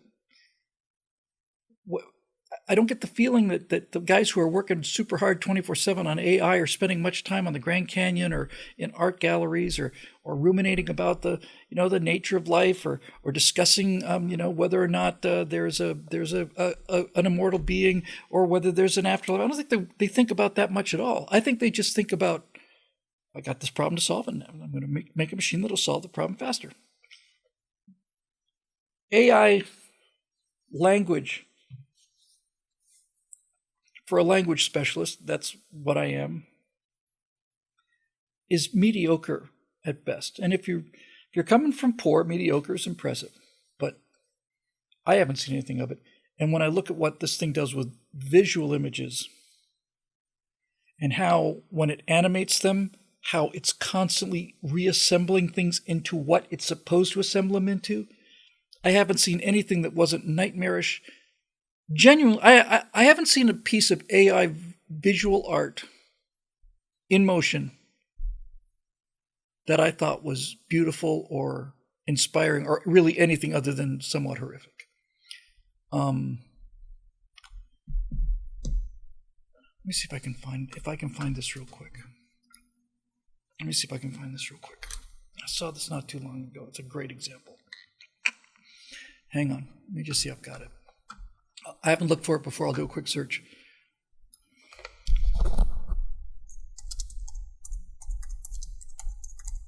I saw it. It just made me go, oh dear.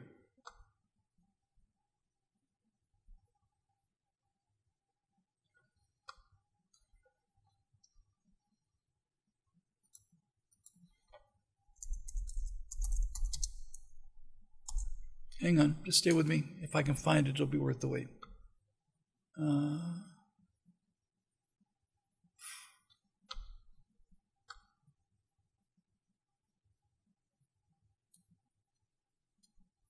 Found a couple of interesting candidates, but I'm not what I'm looking for.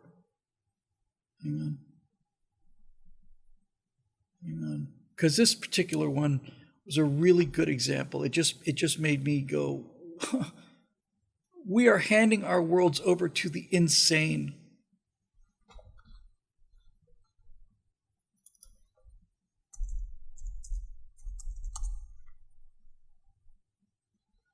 One more try here.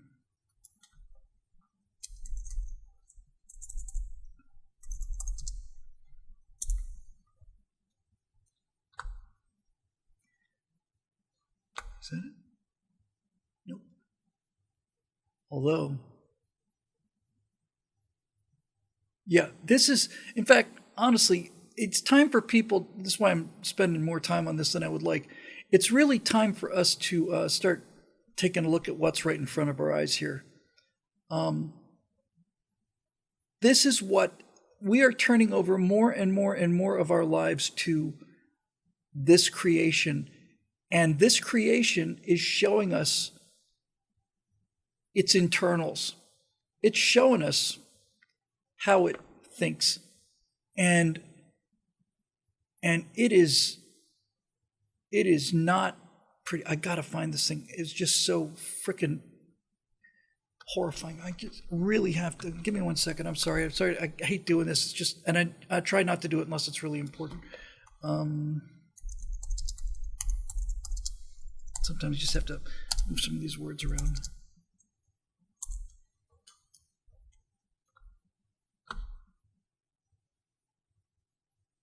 Come on.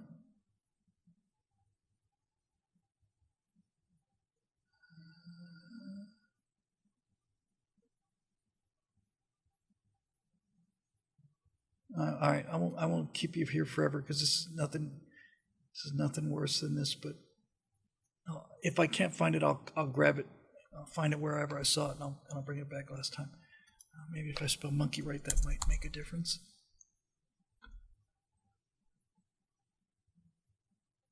Nope.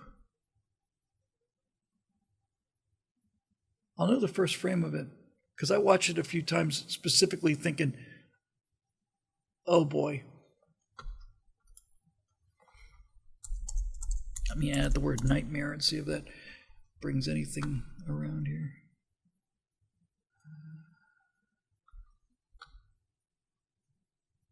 All right, I'm going to change the letters, put them up front. If that doesn't do it, I'm done. Because it is, oh, you've seen enough of these AI movies.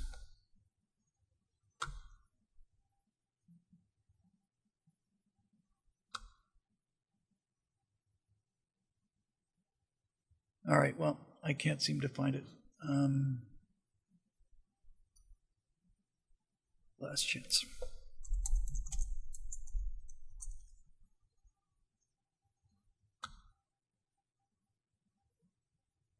Here's a guy who's got a, oh, it's not just a guy, it's PewDiePie. I tried making an AI video, accidentally made nightmares. 2.5 million views. Yeah, nightmares.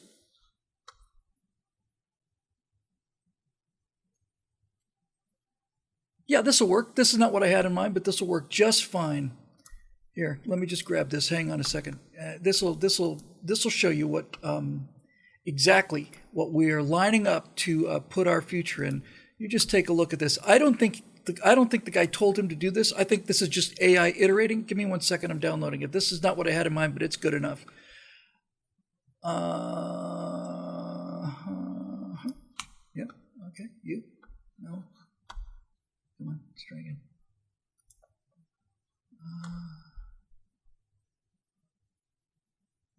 Where are you?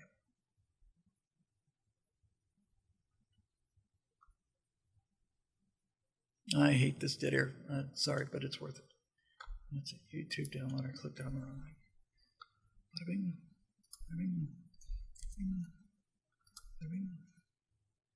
Great. Here it comes. Okay, so I'm not joking about this. If you have small children who are watching, or you're a little sensitive to these kind of things, you may want to consider sitting this one out.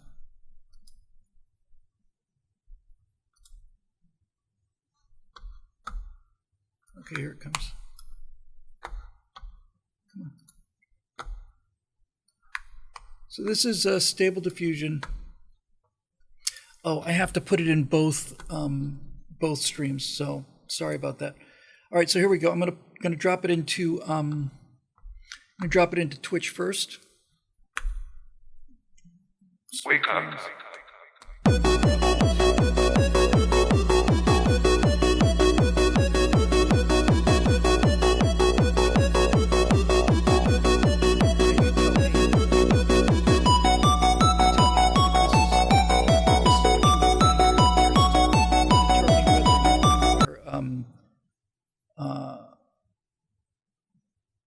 Worthy of a life-saving operation, yes or no? I'll run it one more time. I don't think this guy trained this thing to go to monsters, and even if he did, what I'm seeing here is just plain insanity, and it scares the daylights out of me. It is really, really, really alarming, and I don't see any difference between this and all of the AI systems that people are talking about that are going to, change our lives for the better and make all of these wonderful things happening. It's like, there's your evidence. It's not like we don't have any evidence. It's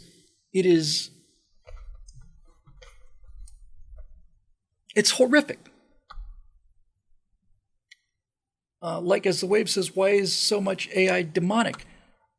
That's really a good question, It's actually a really good question.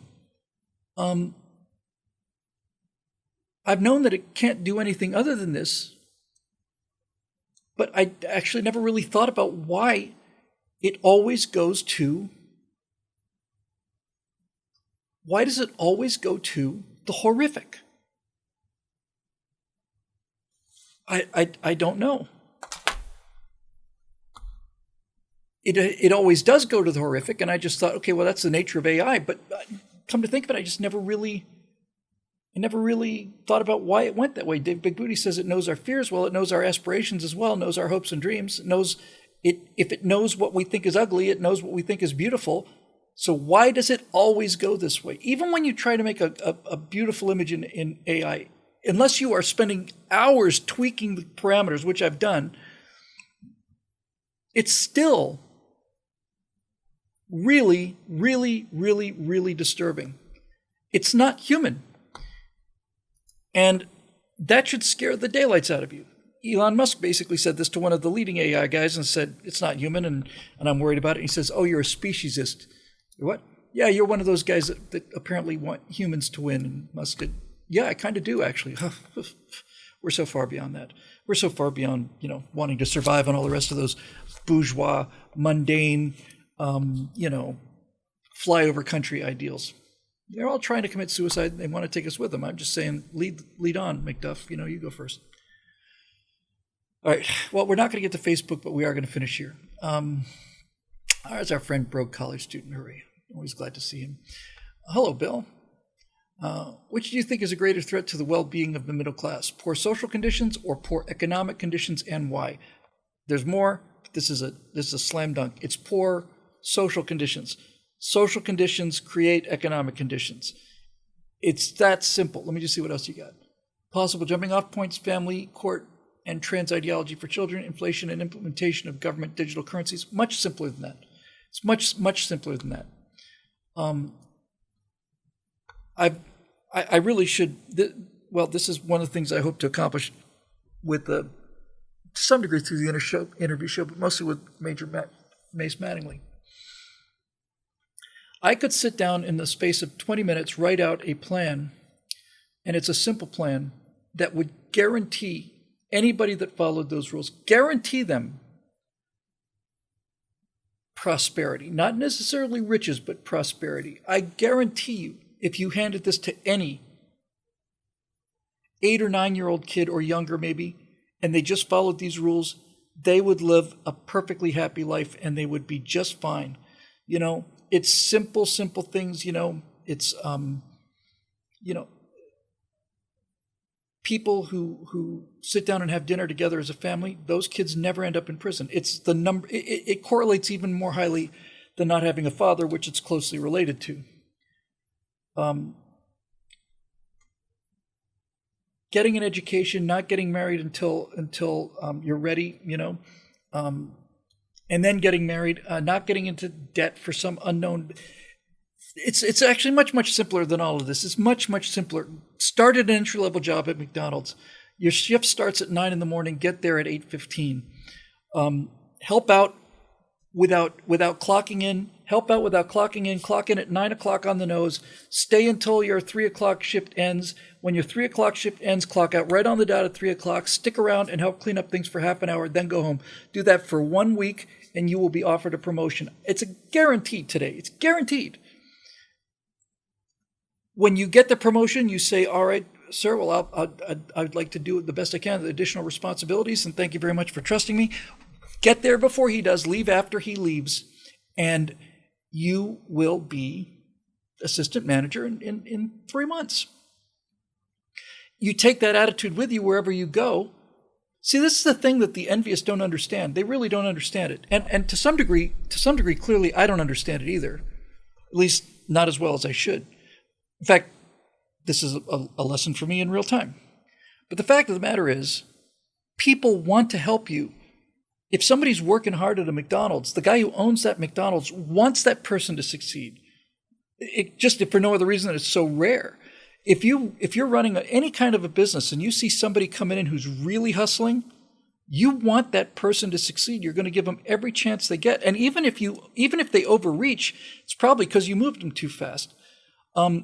It's just that simple. Just get there before you're supposed to get there and leave after you leave. Clock in and out on time, but get there early, stay late, and you will not ever stop moving up. It's just that one thing alone, just that, right? And then Bart's Treasure's got the kind of the standard list, which is completely true.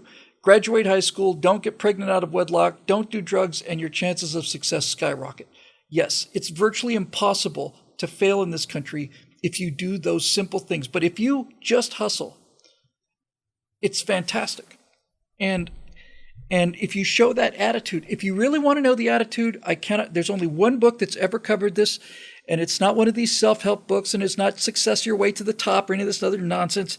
If you really want to understand the attitude, really want to understand it, and not only understand it, but see the results of it, not just written in one person's life, but written in history, read Up From Slavery by Booker T. Washington. Just that. That's all you have to do. That's the only book you have to read if you want to succeed in this world. Up From Slavery. Because what you'll learn if you read Up From Slavery is the combination is hard work and humility. Those two things together, absolutely fail-safe. And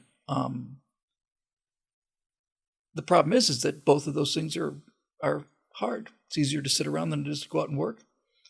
And it's easier to act smart than it is to be smart enough to realize that you don't know the answers to these things. You have to go find out. Up From Slavery is a owner's manual for human beings. And when I think about the choice we made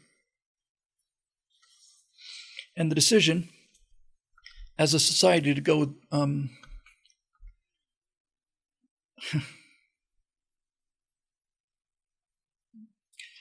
to go with W.E.B. Du Bois instead of Booker T. Washington, it's enough to make you just really weep. But as an individual, put all of the politics and all of the social commentary aside. If you or you know somebody who is wondering how to be successful in life, up from slavery. It doesn't matter that it was written 150 years ago or 100 years ago, 150 years ago, something, whatever. It's as true today as it was ever, more true today. And not only did this person succeed in their own life, they changed the planet, changed the world. And he should be on our money. That's one case, and in fact, that's the only case that comes to mind anyway, where I would be willing to trade a president for somebody, some kind of social figure. Booker T. Washington, he's the most remarkable man I've ever encountered in terms of, ever. It's astonishing. Really, I can't recommend it highly enough. Okay, moving on. We got 2 to go. From Eric Blake. Hail Vectron to you. So as a little counterbalance to aforementioned fears of AI art through Doomcock, though Doomcock is an honorable man, I took the liberty of conjuring the spirit of the Gipper to comment on the 2024 election submitted for your approval. Here's a couple of MP3s, which I can't listen to because I've got the audio down, but I will listen to them afterwards, Eric. I'm sure they're awesome and good clips, and I'll see if I can grab them for next time. Last one for the night. Yeah.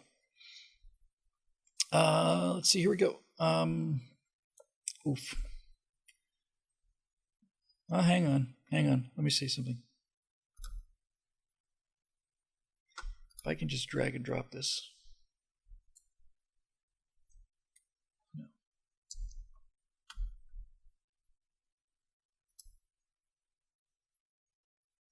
I don't have I can play it, but I can't download it.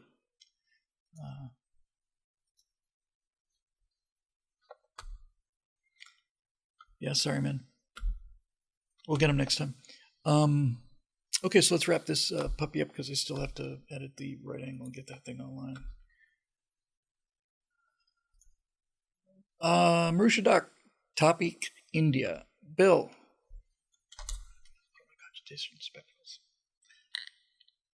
It doesn't open a new page for me, Eric. It just opens a player for me.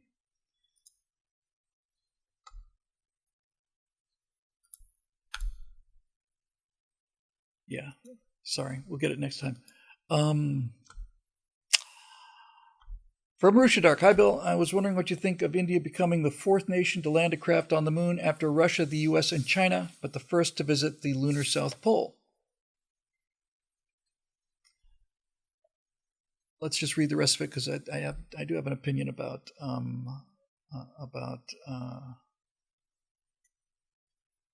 India.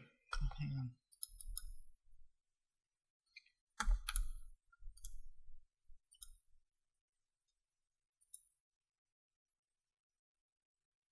All right, I'm going to do one of them because I got to drop it into 2 streams here. So,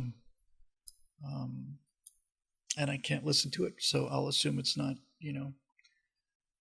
something that'll make the children scream and run. Let's see. I'll put it in here first. My fellow Americans, I am calling from beyond the grave to say that I endorse Donald Trump to run for a 2nd term in 2024.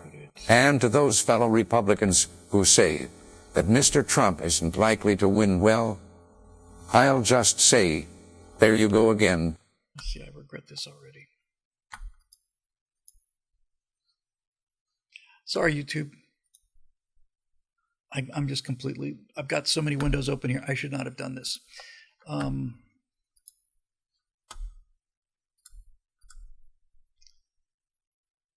hope it's not continuing to play on Twitch. Now we'll see if I can grab it. One of them gives me a download option, the other one doesn't. I'm sorry, YouTube. I should not have improvised this. Anyway, forget it. Moving on. I'll listen to it afterwards. Continuing on with India. While we were talking about India, what do you make of the recent expansion of BRICS. For anyone not up to speed, BRICS is an economic alliance of mostly second world nations composed of Brazil, Russia, India, China, and South Africa. Recently, several other countries joined them, including Saudi Arabia, Iran, Ethiopia, and the United Arab Emirates, Argentina, and Egypt. Sort of a mix of enemies of the U.S. and several fair-weather friends. India is the closest on that list to a proper ally of ours, but they're also geographically right next to several other major BRICS members. What, if anything, do you think can be done to court these nations back to friendly terms with the U.S. and other Western powers beyond just win the presidency and get rid of Biden? History tells us World War II formally began when Germany invaded Poland. Is it possible the invasion of Ukraine will be marked as the start of a World War III by future historians, and we're just watching people pick sides in real time? Well, if it's going to be the start of World War III, certainly not off to the start that Adolf Hitler was off of, because Adolf Hitler happened, and people really began to realize that maybe it's not such a good idea to just let people roll their tanks anywhere they want to. But putting that aside, yeah, I've got something to say about India. If I was president of the United States, they would certainly be the second country I would pick. They might be the first country I would pick. I might go to Britain first just for the sake of it. Just for the value of it. But without question, and I've thought this and known this for the longest time, India is our most valuable potential ally for the future. There's nobody on the table that's even close. Russia is not our friend and is not likely to be anytime in the future, and neither is China.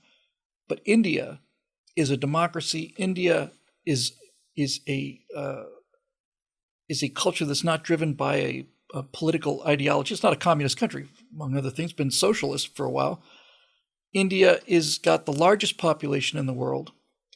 India is continuing to grow economically and technologically, and as you point out in the question, is the fourth nation to land a probe on the moon.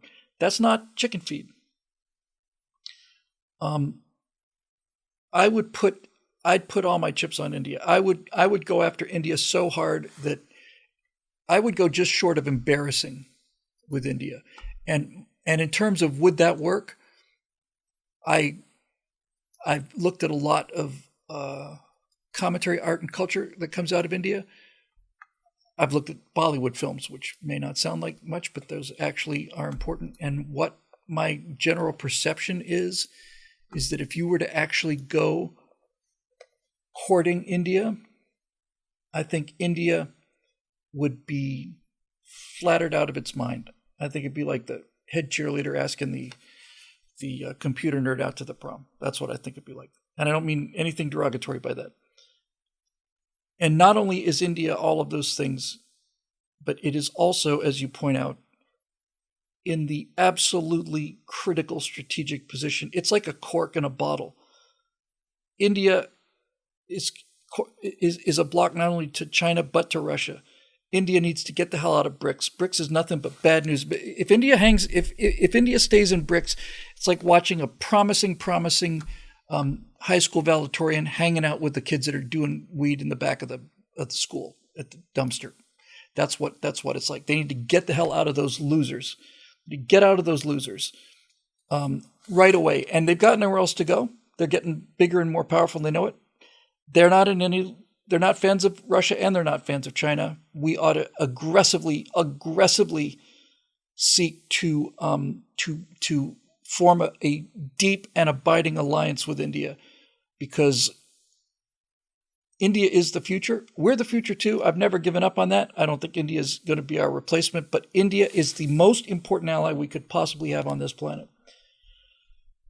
Largest population, generally speaking, extremely highly motivated workforce, getting more and more technologically capable, more and more militarily capable, borders on China, borders on Russia. And I've said before, if it weren't for the Himalayas, the bloodiest wars in our history would have been on the India-China border, and they would have been mind-boggling, and they would have been going on for 4,000 years right now. If it weren't for those mountains, those two enormous populations and two cultures that are not friends with each other would have just been back and forth at each other. It would have been like Europe on a scale of 100 times greater. Would have been unbelievable. Now, India, I'd go India all the way. And I think it would not be lost on India, if this was approached correctly, to point out, if you are going to go after India, to say that the United States has no particular love in our hearts for the state of Pakistan either,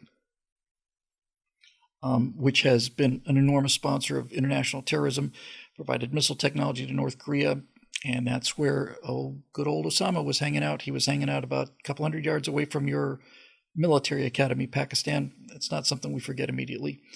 I would just, and I like India. I mean, it's an extraordinarily different culture than ours. It's hard to imagine a more different culture than ours, but I like them. I've always liked them. And they've been so backwards for so long that it's kind of difficult to kind of factor them in as a 21st century power. But so many of the images we have of India are things like people bathing in the Ganges and all the rest of it. India could use a few lessons on playing fair. You know, there's a lot of fraud comes out of India, but that tends to be individuals. It's not like China where it's government sponsored. There's some serious brain power in India, serious brain power, and the landing is an indication of that. It's enormous prestige for them. They lost a probe not too terribly long ago. I think the thing shut off the engines or something on the descent and tumbled into the moon, and lunar reconnaissance orbiter found the wreckage of it, or at least found the skid marks of it. But they kept going. And so U.S., Russia, China, and India. What's it tell you? I know what it tells me. Of those four countries, I know for certain fact that two of them are mortal enemies, ideologically, economically, and militarily. And one of them is not. And I'd go after that one so hard. Now, as Marusha points out, if Vivek wins, the leaders of the U.S. and India will both be Indian. Not quite true. If Vivek wins, he'll be an American, and the leader of India will be Indian.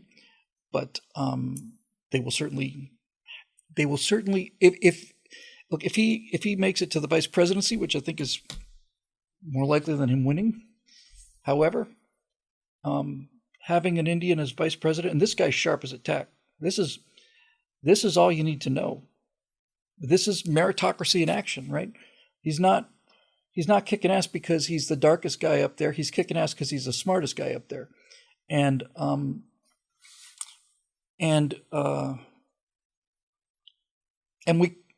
don't think we could do better. I think it'd be perfect combination. I think it'd be a perfect combination, frankly. Donald Trump can deal with China. And when he was president, Russia decided that they were going to not do anything particularly risky. I had to check on this 2 or 3 times to make sure it's true, but I found it to be corroborated. That during a state dinner, Trump just essentially leaned over to Putin in between bites of his salad and said, "Oh, by the way, if you go into Ukraine, I'm going to hit Moscow." Hit Moscow, really? Doesn't seem likely, but you never know. That's the part about carrying a big stick and doing what you say you're going to do. You know.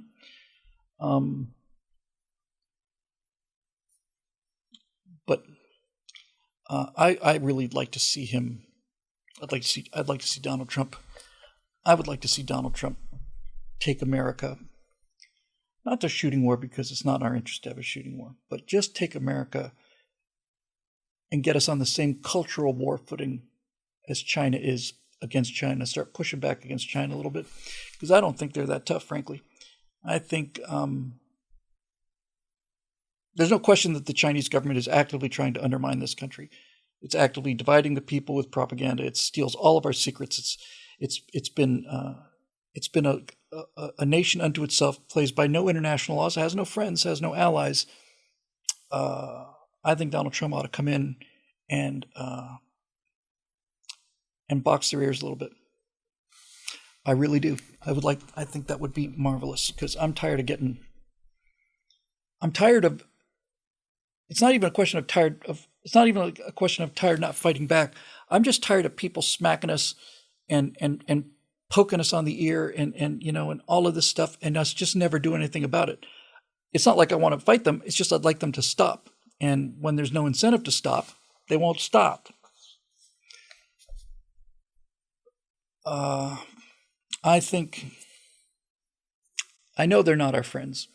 I know Biden and the rest of his administration is constantly trying to tell us how much they're our friends, but they're not our friends. They're his friends, but they're not our friends. And I think I'd like to have a very serious look. I'd like to have the belief that we could eventually recover the CIA or some new intelligence agency that could get us a pretty definitive answer on where this COVID virus came from and how. We all know where it came from. And I don't think it'd be terribly difficult to find out the how. But, there are such things as liability laws. And if you build a rocket-powered jet car and you light it up and you smash it through 4 people's houses and burn their houses down to the ground, you're responsible for that. And whether it was released on purpose or not, timing was pretty convenient for China and for the people who China pays. But put that aside for a minute. If it can be proven that this virus got out of that lab, and it can be proven easily, then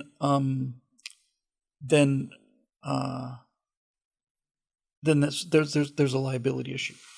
And I think that the whole world ought to get together on this one, make it a class action lawsuit on behalf of the 7 billion people who have been affected by this and lost loved ones and years of productivity and erosion of freedoms, and kids who didn't have proms, kids who suffer learning disabilities for the rest of their lives because during those critical years no one could see their faces because people in our government were hysterical and liked the idea of having everybody locked in the house. So yeah, there's a lot of stuff that goes on there, and I'd like to see somebody held responsible from it. I'd like to see some responsibility all across the board. Navy Pentagon stated that it came from the lab. You know what's interesting about this? And then CIA rejected it. Yeah, of course they did. When we were doing the Corrosive Lounge, when this whole thing was breaking, I never lose both the amazement and the despair of it. Started doing that show. We got locked down here on March 18th, I want to say, 2020. We did the show, I think, for 30 consecutive days because it was a crisis and we didn't know what was happening. And by the time we were 2 weeks into that show, by the beginning of April, by my birthday on April 7th, by the first week in April, everything that turned out to be true had been reported on that show, not by me, but through what I was reading. And all of that turned out to be right. It came from where we said it came from. The drugs that we said would work, did work. The fatality rates that we said were real, were real. The ones that weren't real were not real. All of it. We knew all of it by the end of March, early April of 2020. And they ran, and they knew it too. They ran that charade for another year and a half of misery and murder. And I want somebody to pay for that. I want some. I don't even want compensation. I just want justice. I want somebody to pay for it. Matt J. Harris says the lockdown was the longest 2 weeks of my life. Yeah. I've said it before. I'll say it again just so that, I'm always, Media Matters is loving to take things out of context. So I'll just put it on there just so I can play the tape back. Like most people, in the first 2 weeks when this thing really started to break, 2 weeks to flatten the curve seemed reasonable to me. It seemed reasonable to me. If there's going to be a huge pulse of hospital cases, let's stretch that out so that we don't overload the system, so that we don't have so many people in the hospital who are sick that people having heart attacks can't be treated, so that we're not having people dying out in the parking lot. Let's just spread it out a little bit. I'm willing to stay home for a couple weeks, wear a mask to flatten the curve. And then we just deal with it because it's here, it's airborne, it's contagious, everybody's going to get it. But once we, in our good-naturedness and our simple naivete, we said, yeah, this seems like the right thing to do. It was the right thing to do. Nobody knew. Nobody knew in those first 2 weeks. So we took our government at its word, and then Fauci started working on Trump. And this is the big mystery of Trump. This is the great failure of Trump, was not seeing the snakes in the grass. I don't blame him on some level. If somebody tells you this is the leading virologist in the world and he's the only guy who knows anything about it, he's a virologist. You're a guy. But I don't think he'll make that mistake a second time, not just with Fauci, I think at all.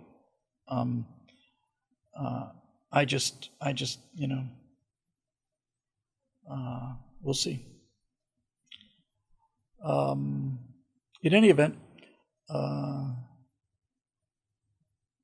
India, baby. Just having him run is important. This will be the close, the real close, the actual close. We Americans do not appreciate. It's not a question of appreciate like gratitude. We don't fully realize is a better word. Americans do not realize the unbelievable effect that our country has on the rest of the world. We think, well, we're into America and other countries have their own country interests and so on, the rest of it. Yes, but we don't understand that what every other country in the world understands, and that is what we do in America is going to change. It's going to affect what everybody else in the world does. And we're the only country that doesn't understand that. Every country in the world understands what we do is going to affect the rest of the world. And just having an Indian American on stage in the primaries is hugely important to the people of India. And the fact that he's doing really well is important to the people of India. And the fact that he's doing well for the reasons that Indians take pride in doing well, which is namely hard work, intelligence, education, that's having an impact. The further he goes in this process, the more inclined Indians are going to be towards this idea. And I'd put that alliance in ink, and I'd do it my first day. I'd do it my first day. And here's the benefit of this particular theory of diplomacy and strength.